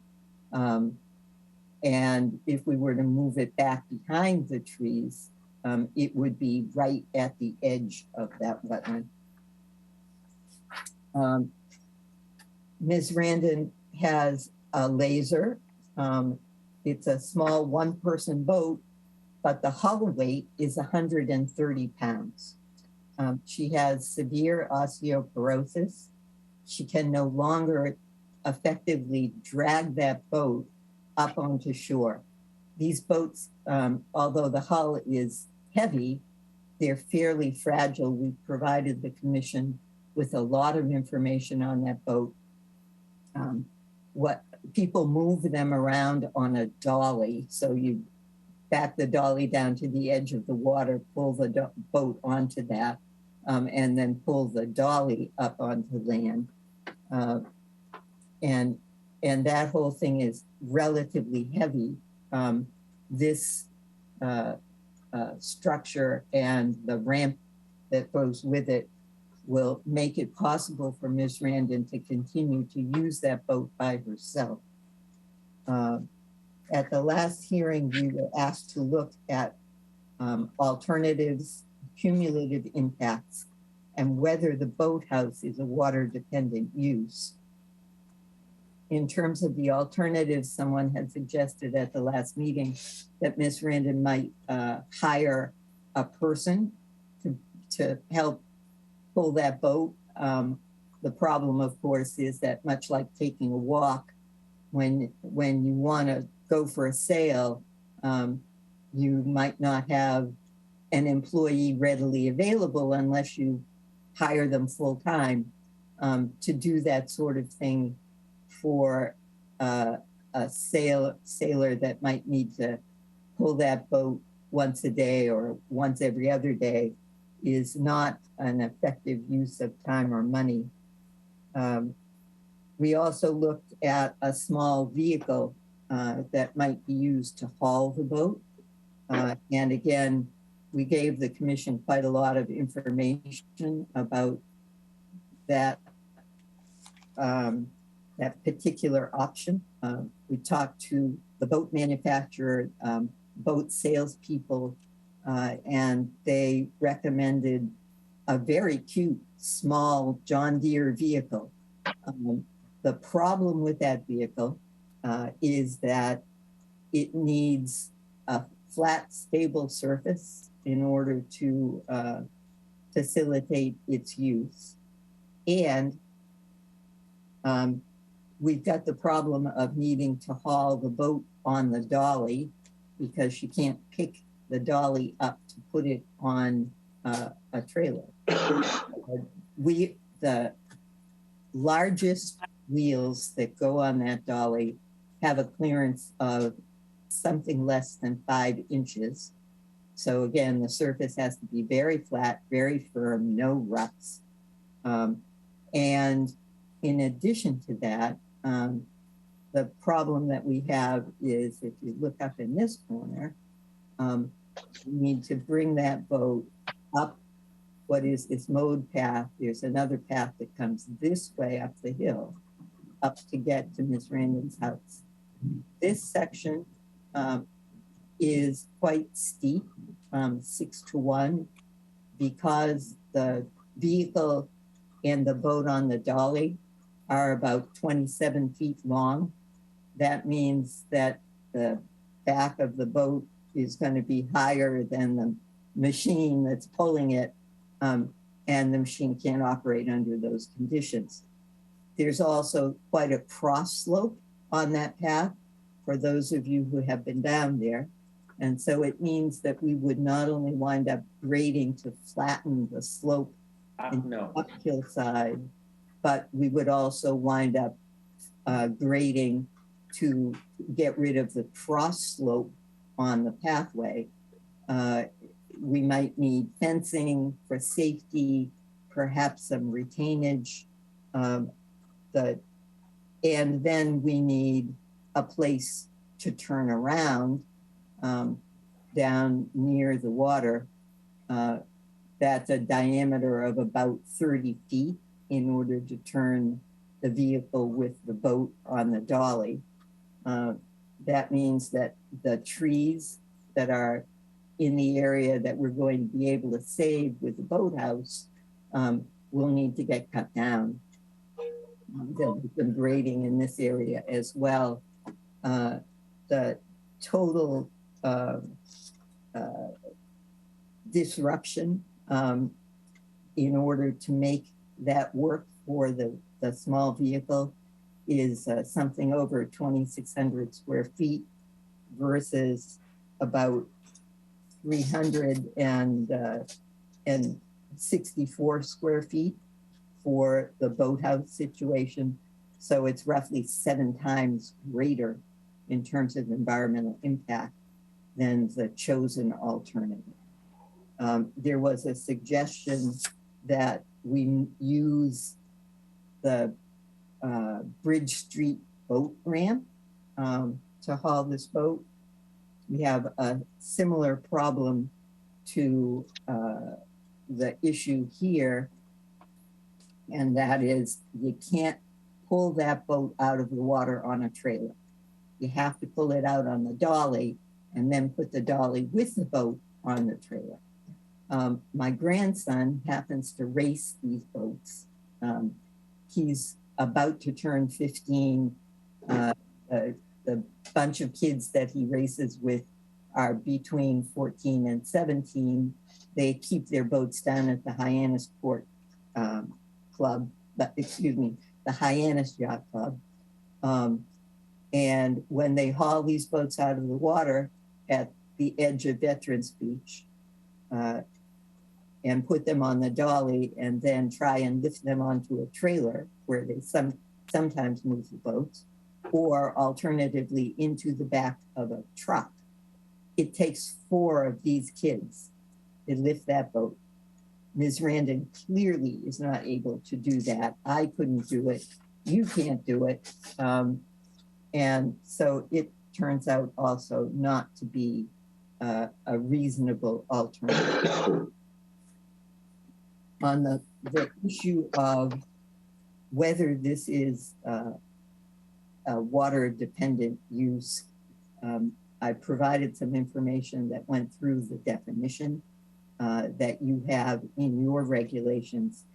This is clearly a structure that is associated with marine recreation, which under your definition, I believe, makes it water dependent.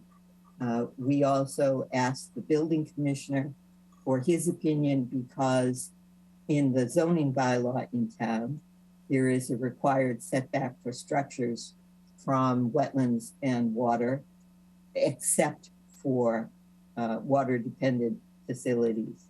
And so we asked Commissioner Florence if he believed that this would be a water dependent facility and therefore allowable within the zoning setback from water. And he clearly said that he would feel that that was true. We provided you with his letter of comment. It is also very similar to the project that the commission approved on Sepuit Road for the Samras here. This is a structure that was going to be used for storage of its sunfish and related equipment based on the presentation materials. And it is within the 50-foot buffer. The commission allowed that structure to be built in that location as a water dependent use. That was in 2015. The mitigation regulations, we believe, were the same then as they are now. The commission also asked for us, let's see if I can do this in the right picture, to look at cumulative impacts. I don't believe you've ever done that before in terms of boathouse construction. We certainly didn't do it for the Samras, but based on the discussion that we had at the last meeting, what's outlined in yellow here is the area that we looked at.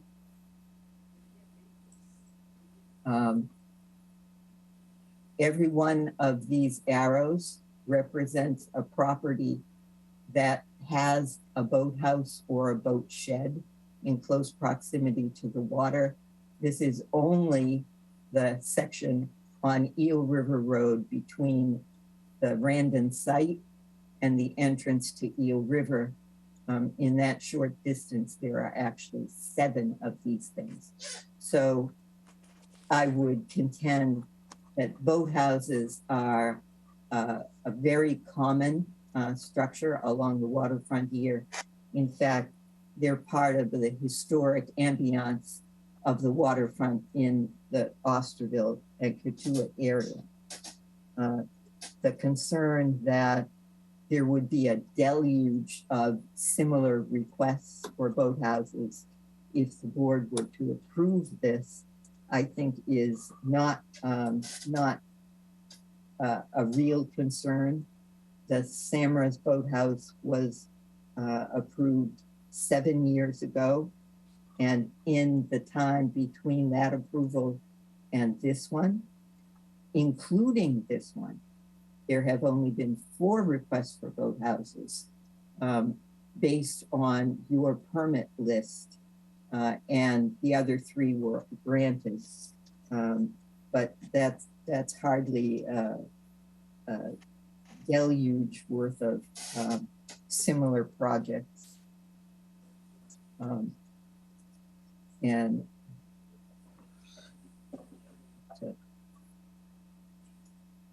this is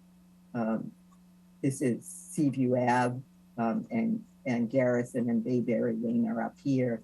In this short section, there are 3 more. On the opposite shore on Oyster Harbors, there are a couple as well. So this is a common kind of facility.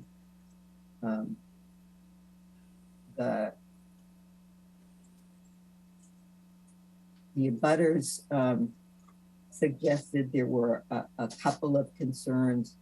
One was that we would be severely impacting the view of the site from the public, which is something that the commission has the right to regulate under its bylaws, although there aren't any guidelines or specifications for aesthetic interests. But be that as it may, as I mentioned before, the boathouse is going to be in the backdrop of these trees. It's just in here.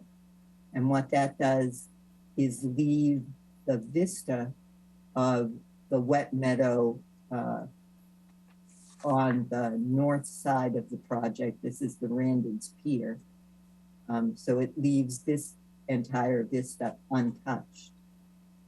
They also suggested that the boathouse was going to be a particular problem for them.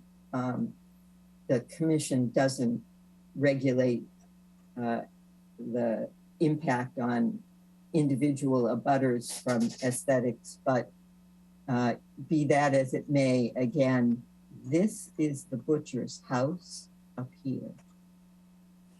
This is the back corner of the boathouse as it's staked in the field. Some of you may recognize my daughter, Diane. She is standing in line with the corner of the boathouse and a brand new deciduous tree that has been planted as part of the butcher's mitigation. You can see that this is the corner of the house. The windows here look out on the marsh. They look this way.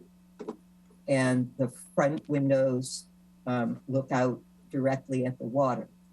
So the boathouse is being proposed is actually in the blind spot at the corner, and it will be blocked by the tree that the butchers have had to plant as that tree matures.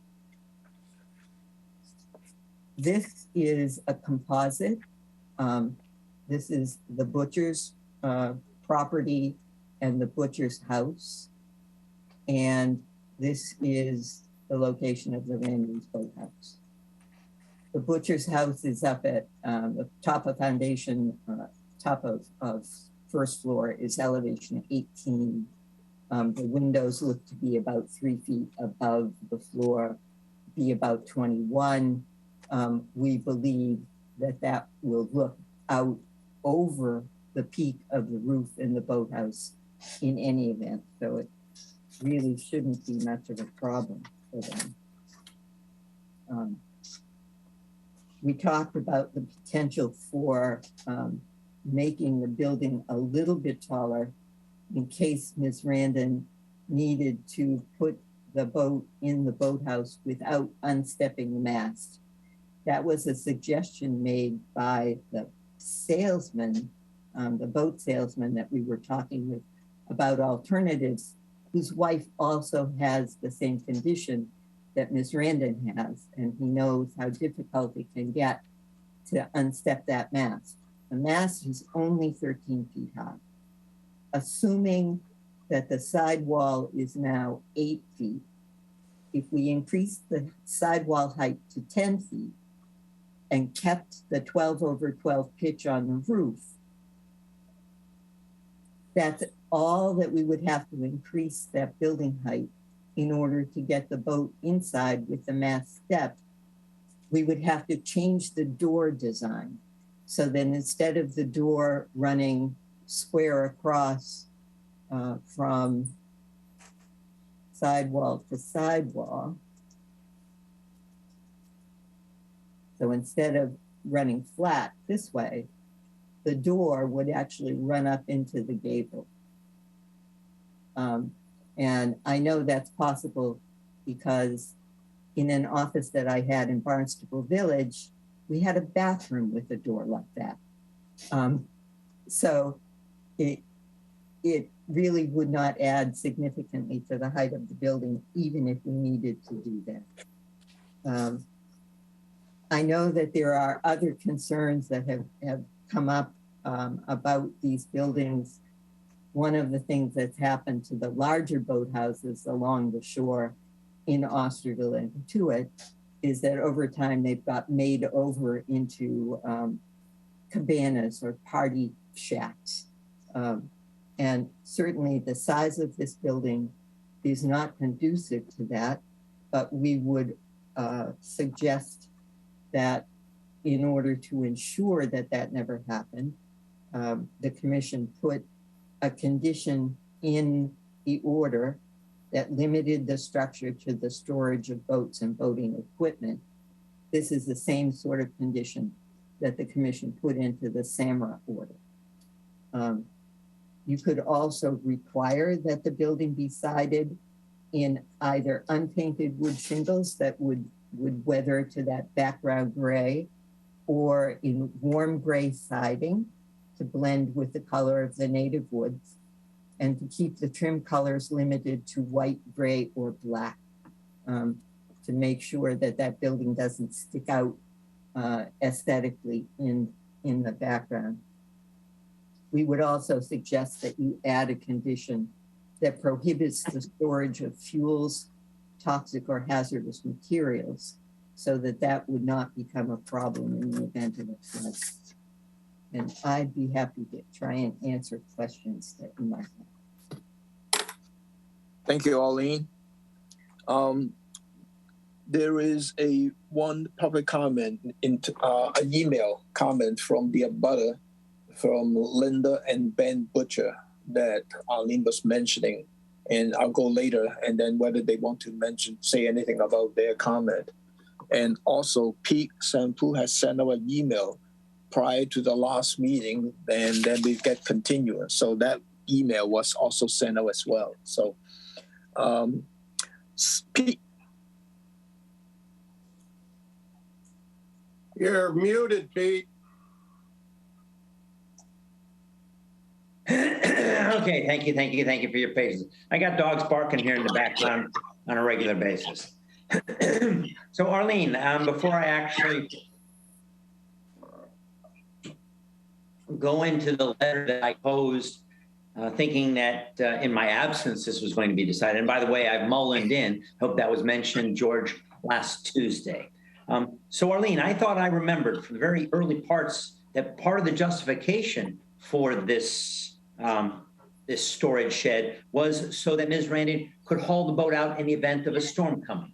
Is her boat, is this laser regularly docked at her dock right now?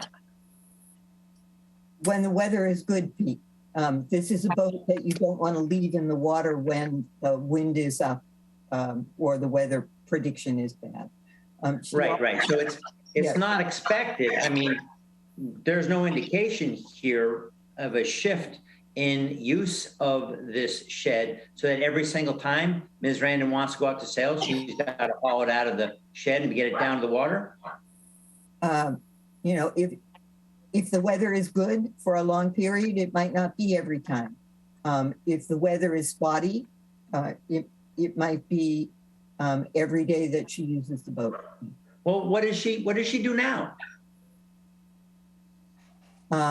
She hauls that boat out on a dolly, but over the course of the last year, or the last 6 months or so, Pete, she has not had that boat in the water because she had a fall and shattered her leg and had to be put back together with pins and rods.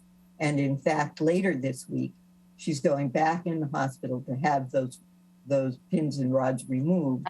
So she's looking forward to being able to sail more starting next season. Yes, I think my daughter actually sailed some lasers for a team she was on. They're pretty high-tech little boats, require a fair amount of physical strength, and I would think, given a shattered leg, unless it's a miraculous heal, the laser would be potentially tough. But I'll go forward here. The 7 boathouses that you mentioned along Eel River Road, what are the ages that they are any of them more than 30 years old? I believe so. I think so as well. So I think equating this boathouse or this shed, depending on what you want to call it, should not be set equal to these historic boathouses. As you mentioned, it's part of the character, these older established boathouses. So at this point, actually, I'm going to read into the record my thoughts on this, and I shall begin. What is actually a boathouse? I Google searched images of these structures that were exclusively either a house kind of structure directly on the edge of water, normally with openings into which boats can enter a roof space while afloat, or actually a structure with a roof and built out from the shore. So is the structure clearly a distance away from the shoreline a boathouse? I personally have a shed miles from the water, which I have lots of fishing, shell fishing, and kayak and canoe gear. On the outside of the structure, I have multiple canoes and kayaks resting on braces. Is my shed a water-dependent structure if everything inside of it is used for recreational water pursuits? I have multiple boats on a shed. Does that make it a boathouse? A structure used to offload and handle fish from commercial vessels, a structure used to outhaul larger boats to be worked on that cannot be easily towed. These need to be very near the water and are water dependent. It would be foolish of me to suggest that my shed is a house or a water dependent structure. My shed is clearly a storage shed for water related activities. And frankly, I say another thought. We have Conservation Commission fully grasp and understand the importance of an undisturbed 50-foot buffer to the habitat and or water we are ordered to protect for the betterment of our shared natural resources. Tourism and related services are the most valuable employer on Cape Cod, and it is the reason most of us choose to move here. Development near our aquatic ecosystems must minimize or have no effect on the natural resources we and our visitors all enjoy. Putting structures inside this minimum buffer zone jeopardizes the natural capacity of this zone to absorb and negate pollutants sourced from our land surface. That is why we, excepting under rare and individualized conditions, do not allow new structures to be built within this 50-foot buffer. A Randon storage shed is within this buffer. Finally, are there workable options for the Randons and their small, Ms. Randon and her small sailboat? The answer is an unequivocal yes. First option, they are relatively close to a public launch area that I regularly use for my 16-foot, many hundreds of pounds motorboat. Bridge Street, which is close enough to the Randon waterfront, 163 meters, which I measured on Google Earth, to walk the sailboat to the shore where they could easily get it on a trailer. Second option, which is much less environmentally benign than the option one and does and will impact negatively the buffer zone, is for them to outhaul their small boat using a small trailer and a small powered vehicle, lawn tractor, golf cart, quad. They're able to cut the path to the shore, which they do, then the same or similar powered vehicle can pull that sailboat up out of the buffer area for storage up near the house. So I thought long and hard about this, and perhaps a mistake was made by me or others in having a similar structure within a buffer zone. But this one, for the reasons I've mentioned here, I do not see as a boathouse or as a privilege for the landowner to have a structure so close to the water. Thank you for the time. Thank you, Pete. I think when you mentioned about your comment, I think you're reading what your email said about the comment, because you're in and out during your comment. So I just want to mention that. Okay, I do have spotty email connection here. I'm sorry for that. No, that's okay. Bill? Yeah, I'd like to start by saying I don't dispute the idea that this would be a water-dependent structure. I mean, whatever. Maybe it is, maybe it isn't. Pete makes a point, but I don't think that's really an issue. With regard to cumulative impacts, I remember John Abadili raised that, and it became a matter of record. We're concerned about cumulative impacts. Well, when I heard that, whatever it was, a month ago, I thought, that's a really squirrely, difficult question, cumulative impacts. We don't have criteria.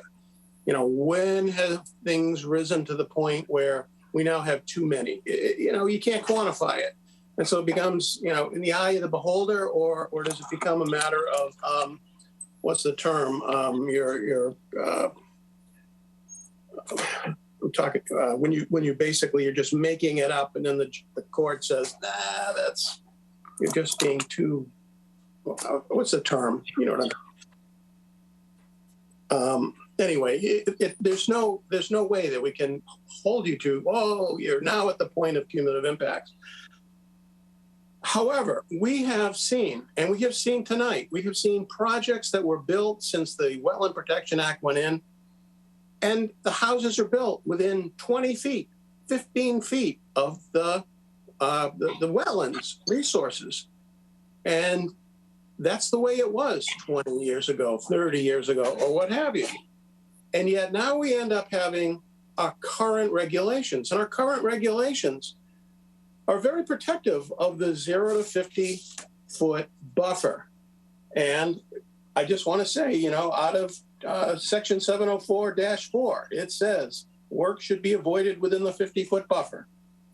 Therefore, the granting of a waiver and acceptance of mitigation for work performed within the 50-foot buffer should be considered only under exceptional, limited circumstances. We are very protective of that. The reason that we are is for good scientific reasons, because we are trying to prevent nutrients. We are trying to prevent pollutants, whether it be bacteria, dirt, what have you. We're trying to protect the water resources. We're trying to protect the bays, and we need to have as much protection as possible. And here you have this proposal that's going to put a little building right smack dab down near the water on the 0 to 50. I would contend that our regulations conflict with boathouses. That, we used to do a lot of boathouses, and there's 7 of them over there, and aren't they pretty? But they contradict our fundamental town bylaw. There are alternatives, as Pete just, enumerated alternatives. Yeah, there may not be as convenient as having a boathouse, but there are alternatives. And bottom line, you put that thing in there and it's there. It's grandfathered. It's in perpetuity. There's always going to be something there. And yeah, we're going to say that it's going to be always a shed, but it's always going to be a boathouse. Well, and the boathouse now is going to look like this. Now we're going to change it to that. You build it, it's there. And up until now, this property has had its sailboats. It's had its, it's managed without it. And I guess I just can't see putting something in and damaging further the 0 to 50-foot buffer. Thank you. Thank you, Bill. Larry? Thank you, Tom. I have read with great interest Pete Sampu's mini thesis, which I thought was very articulately researched. I have read Ben Butcher's letter, and I have listened to Arlene's follow-up research on things. I've also restudied the minutes from August 30, when it was last heard. Many of those issues were raised, but they were just topics. My feeling is that it is more predominantly proof of a water-dependent structure than not. I think that the use is somewhat unique to Miss Randon, primarily because of her physical mobility issues, which may or may not improve by surgery, but nonetheless, they're unique to her. We also have considered projects before, usually ramps and floats and other situations associated with docks and piers where mobility has been a factor that we've considered. This is clearly stated that putting this boat in and out of the boathouse itself, as Arlene just said, the boat may be tied up at a mooring or at the dock unless the weather gets bad. I don't know that the prior boathouses have any proof or history of weather conditions or fragility of a boat, but because the detail has not been readily provided without extensive research. And I don't find anything in this particular application that is wrong. By that I mean, okay, we've got a 50-foot buffer, but there appears to be an exception if you're putting a water-dependent facility in there, and then multiple instances where it has been approved. We didn't get the dates as to all of this, but if that becomes significant, I suppose we could look at it. So I feel the evidence and the argument in the presentation is more supportive of the boathouse than the reasons used to not approve it. So I could go on, but I think Arlene has laid out many critical factors that she's had the opportunity to research and provide information upon. And so in that sense, I think that her issues that she's raised have been significant and they deserve to be considered. So thank you. Thanks, Larry. Bill, did you raise your hand again? Yeah, I did, just briefly. I was having a mental breakdown there when I was talking about the cumulative impacts, and it was arbitrary and capricious is what I was looking for. I mean, we can't just say, there's a cumulative impact, because, there is no definition. And for us to say, we're at that point, I think it would be, an arbitrary call, and I don't want to be accused of that. So I don't think we can make that argument on the basis of arbitrary and capricious. That's all. Thank you. John?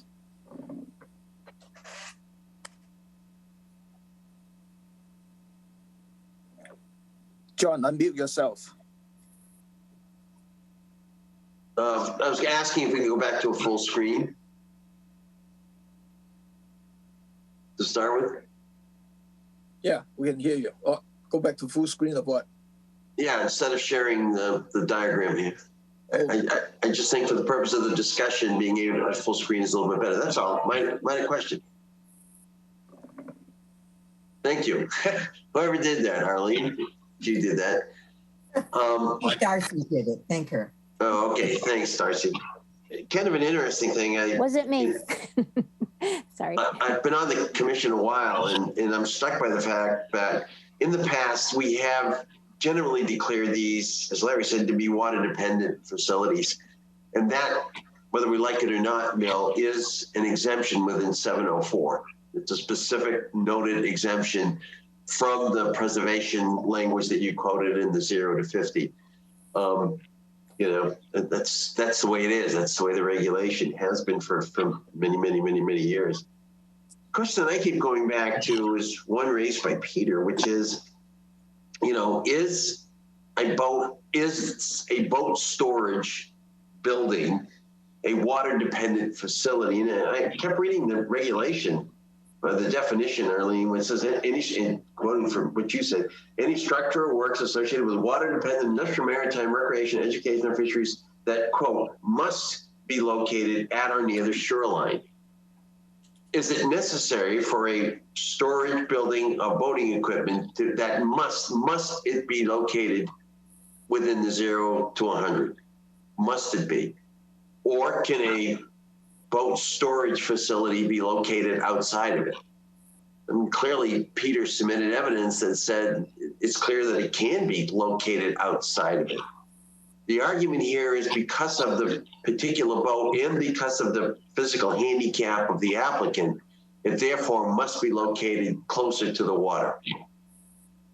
But does that itself, does her physical disability or the boat structure itself make it a water-dependent facility under this definition? And that's where I'm struggling, to be honest with you. And I recognize that I may be, and this is one of the problems of being around as long as I have, is that earlier decisions I may have said, yeah, it's a water-dependent facility. But I think in the years intervening, I, for one, Commissioner Leafs, have come to learn the greater requirement to protect the 0 to 50. The need to really preserve that as an initial buffer zone. You know, I think someday we're going to get to better septic systems and IRT systems, which will really be as significant probably as the 0 to 50, maybe more, I don't know. But I recognize the need to preserve the 0 to 50. I look and say, if this applicant was not handicapped, she has been using the same boat for how long, Arlene? I mean, how long has she owned this boat? How long has she used this boat? And the fact that she's developed a leg problem, and I obviously feel badly for her, is that going to convert this into a water-dependent facility? And that's where I'm struggling. I don't think it does. I don't think it does. And I think maybe some of my earlier votes may have not been correct. So I recognize that. Bill talks about arbitrary and capricious. It's a phrase that lawyers love to use, Bill, a lot. You know, but I think in any court, as we've seen in the Supreme Court recently, you know, precedent is not always binding. So I think we have to relook at these cases one by one and say, is it absolutely necessary for this structure? Must it be located near the water given these individual circumstances? And I'm not sure it does. Anyways, my thinking. George? Yeah, in my thinking, it definitely does. I don't know how, I don't see it any other way. I see it as a totally water dependent use. My question is, and maybe a dumb question, but is it possible to put, like we do on docks or access to docks in certain cases where there is a disability, we say, when the person with a disability is no longer owner of this property, then this goes away. Now, I obviously, a structure like this is a whole kind of a different deal, but is that possible? Does that make it more palatable? If we said, if the ownership changes or her disability changes, do they have to remove this from the property? The problem, George, if I can jump in, is this that I have from a legal point of view, which is that if you're saying this is a water-dependent facility, then it falls on that part of the regulation, regardless of her handicap. Or I'm arguing, you know, does the sheer fact that she's got a handicap make this a water dependent facility if in fact she has existed without it forever? Yeah. And does that mean that any shed that stores boating equipment automatically meet the definition of a water dependent facility? So yeah. You see where I'm struggling with that? I see where you're struggling. Where I come from is that I've been on these shorelines since the mid 60s. And I've seen these boathouses up and down these shorelines, and this is what they did. The private owners pulled their boats into these sheds. They stored them in there during storms. They stored them in there during the winter. I think Arlene's offered a condition that would limit it to that. And so I don't see how we can't approve it, because it is definitely a water dependent use in my mind. Arlene, this has no lighting in it, does it? Or electric? I'm sorry, ask that again, John. Does this proposed building have any lighting, electricity in it? We haven't proposed lighting. I know there's water to the dock. They probably would like to have water to wash the sails down. But no lights? But, pardon? No winch? No lights? No lights. Okay. If it would help to make this more palatable for the commission. This boathouse, except for the trees that are there, the area around the boathouse is grassy and mowed. If the commission would like us to restore some of that 50-foot buffer into woody materials for 5 feet around the construction on the north side, we would be happy to do that. And then you would actually have a 50-foot buffer to protect. Right now, although it's a rough lawn, it's essentially a Cape Cod lawn. So maybe that would help with some of this. In addition, I think someone suggested they were a little unhappy with just leaving the condition in the order and assuming that 5 years down the road after the COC is issued, that people will still remember they're supposed to do those things. If it would also help, I think deed restriction ensuring that this would forever be just a boathouse would be palatable to the owner as well. I think the offer of plantings around there would actually might give a little bit more benefit to that particular 50, because there ain't much there right now. No, there isn't. So there's some benefit in your suggestion. And I like your deed restriction proposal. I agree with that too, George. One thing that I'm thinking, maybe I'm out of line here thinking, because depending on the health of the applicant, if he has to go back and redo the putting the pins and all that stuff, if his health get worse and he's not going to able to do that by herself, and is it a moot point for the boat storage? I don't know. Maybe that's back in my mind as a question. I just think, Tom, that if you believe this is truly a water dependent facility, regardless of the applicant's handicap, to me, I mean, that's our regulation. Yeah, I agree with you, John.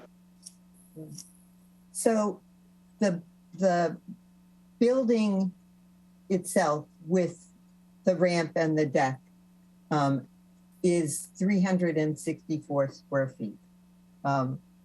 We've got, I believe, plenty of space to plant 364 square feet of woody, salt-tolerant materials.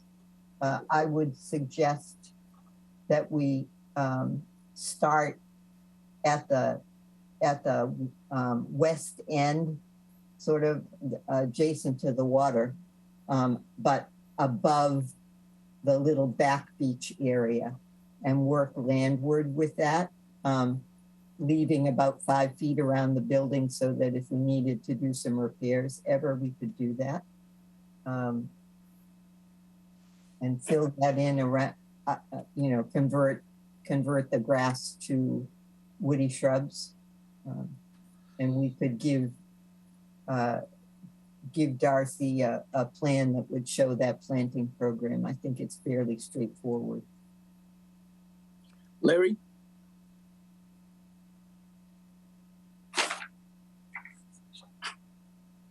I'm reminded what John Abadili has said, not uniquely, but repeatedly, is that we are site specific as to how we look at things. We certainly consider criteria, and we consider prior applications, whether or not they are precedential. But I think in this particular case, first of all, looking at the way water dependency is described in both 704-2F and in chapter 237, there's enough regulatory language there that fits this application. Now, it doesn't fit it like we might like. Nothing's really perfect in these applications. But I think that, and I've tried to say before, I think that there's more persuasion to approve it than to disapprove it.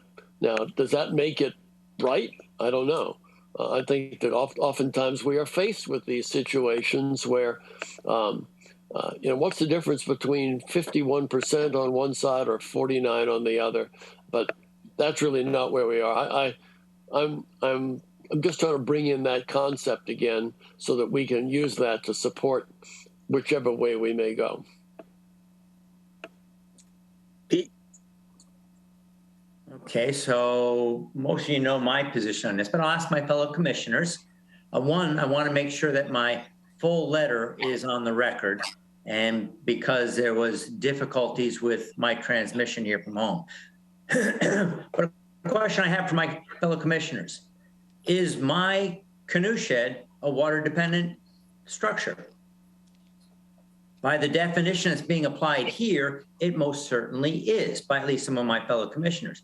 I've got a shed. It's got nothing but fishing, shell fishing, fin fishing, and boating stuff in it and on it. That, in terms of some of your opinions, makes it water dependent. So here is the precedent that we're setting. Every single shoreline property owner can put a storage shed as long as they got fishing gear, shell fishing gear, or a canoe or something on the outside. Now, my internet connection is unstable. I don't know if you heard what I just said. We hear you. We hear you. Okay, so that's my question to you. How do you say no to any other shed that you want to store fishing gear in or shell fishing gear in or some boating life preservers in? How do we say no? And Peter, your comments are on the record, your written comments.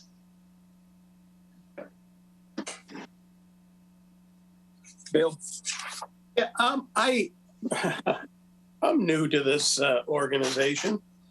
I read the definition of a water-dependent facility under 704-2, and it says blah, blah, blah, whatever it is. Where is it said, and I think, John Abadili, you said that, okay, if it's water-dependent, then we have to approve it.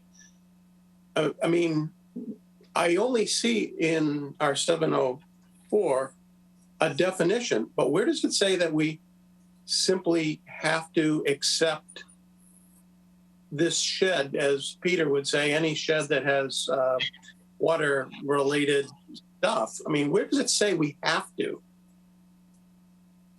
Bill? I'm asking John or Tom. I mean, I'm trying to learn. I mean, it seemed like, yes, we have a definition of something, and we have this, if you will, prohibition on the 0 to 50. Where does it say if it's water dependent, then you get to do it? I mean, in the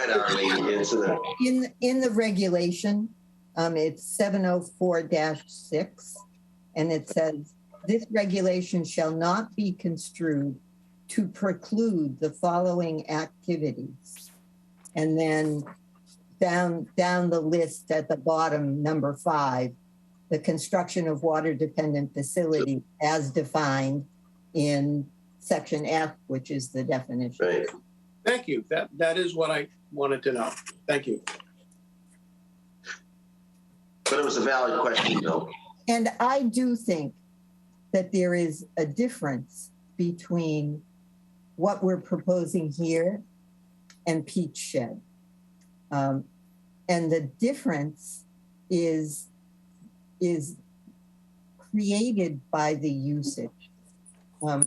This is a building that needs to be close to the water, partly because of the physical condition of the owner, and partly because of the interdependency between storing a small boat that you use frequently close to the water is a rational and water-dependent facility.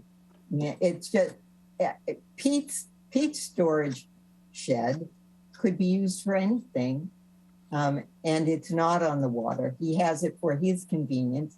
He prefers to trailer his boat, perhaps, or maybe he prefers not to own waterfront property where the taxes are so high. And I'm sympathetic with either of those things, but this is a case where, a rose is a rose is a rose. I think the definition in the bylaw or in the regulation of water dependency is dreadful. And part of my comments on your rewriting of that particular regulation were that that definition needs to be changed. But it is what it is. Arlene, the one place I respectfully disagree was when you said that her condition would make a water. It doesn't. Her condition should not make this a water dependent or not. Your other argument has validity. But it does make the point that shed has to be close to the water for her to be able to do what her intended. But it doesn't make it water dependent. No, I agree with you. I agree with you. But yeah. I kind of like where Arlene was going with the addition of an equal amount of plantings within that, because it is, Bill, if you've been down there, it is not a very good buffer zone as it is. So I sort of like that. And I think, George putting in a use clause forever, as Arlene suggested, is also something we should do. Are we all set with the comment stuff? Can I go to the public comment? I just wanted to mention also, when we were looking at that one at 50 Fox Island, I think the commission heard that those were, I think they were bigger rowing boats or larger kayaks, and the commission didn't bat an eye about that one, and it was within 50 feet. Thank you, Darcy. Mm-hmm. I've been struggling in terms of the definitions of the water dependence. That's the whole trigger points that I'm thinking. Channel 18, any public comment on this? Seeing none. None? What I want to do, though, is I want to pull the commissioner, because I think we need to do a finding for this. Just in case that it go the other way and then it got to be the court case and stuff like that. So that's what I'm back in my mind and thinking. So can I pull the commissioner in sense of agreeing this is a water dependent structure or not? George, can you do a pull? Yes. So we're polling whether you agree if this is a water dependent use or not. Abadili? I think I'm afraid I have to say aye. Gilmore, I say aye. Hearn? I will say no. Lee? I'm leaning towards no. Towards what? I'm leaning towards no. And Moran? Aye. So that is Tree, oh, Sampo, I'm You need sorry. Sampo's vote. Pete, I'm sorry. It is no more a water dependent structure than my shed. Okay, so that's a 3-3 at this point. So what I want to do though is to take this under the advisement, then come back on the 11th to have the findings for that. Could I have a motion to take this under the advisement and come back on the 11th, October the 11th for the findings? Second. Roll call. Abadili? Aye. Gilmore, aye. Hearn? Aye. Lee? Aye. Moran? A reluctant aye. Sampo? Aye. That's unanimous. Thank you. The what date, Tom? November 11th. November the 11th. We have 6 easy certificates of compliance. Miles Walton and Annalisa Briggle, SE3-5350. Mark and Pauline Badley, SE3-5568. Rendezvous Lane and Acres Associations, SE3-5268. Adam Hostler, SE3-5732. William and Anne LeBlanc, SE3-5780. Brian and Nicole Conley, SE3-5393. Could I have a motion to approve? So moved. Second. Roll call. Abadili? Aye. Gilmore, aye. Hearn? Aye. Lee? Aye. Moran? Aye. Sampo? Aye. That's unanimous. We have Excuse me, 4 sets of... Tom, I'm sorry. Back on the other one, you said November 11th. Do you mean October 11th? No, October 11th. Okay. You sure we got just 21 days though? No? Isn't there a time limit in that? No. Well, that's why he's saying it needs to be October 11th, there isn't even a November 11th hearing. Yeah, I don't understand. No, October 11th. Okay. Should we revote that, Mr. Chairman? Yeah, let's do that. Could a motion can just go back to the Brandon. Tom, excuse me, you want to say the motion is to close the hearing in this matter and to take it under advisement until October 11th. Okay, so move. Second. Roll call. Abadili? Aye. Gilmore, aye. Hearn? Aye. Lee? Aye. Moran? Aye. Sampo? Aye.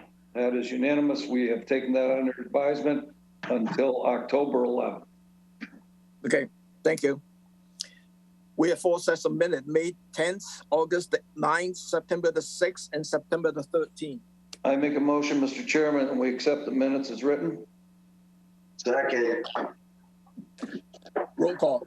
Abadili? Aye. Gilmore, aye. Hearn? Aye. Lee? Aye.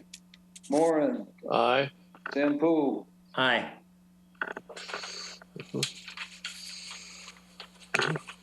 Our next hearing is October the 11th.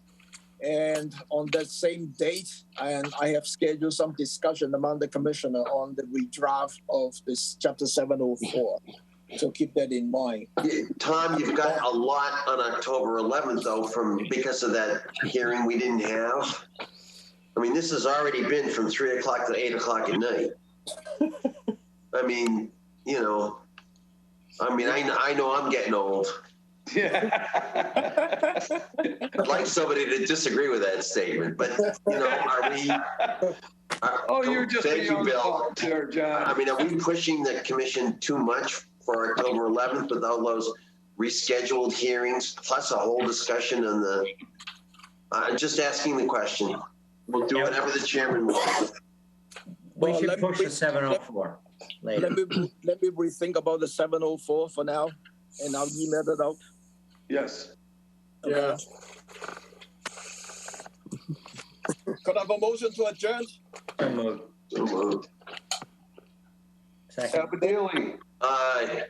Gilmore, aye. Hearn? Aye. Lee? Aye. Moran? Aye.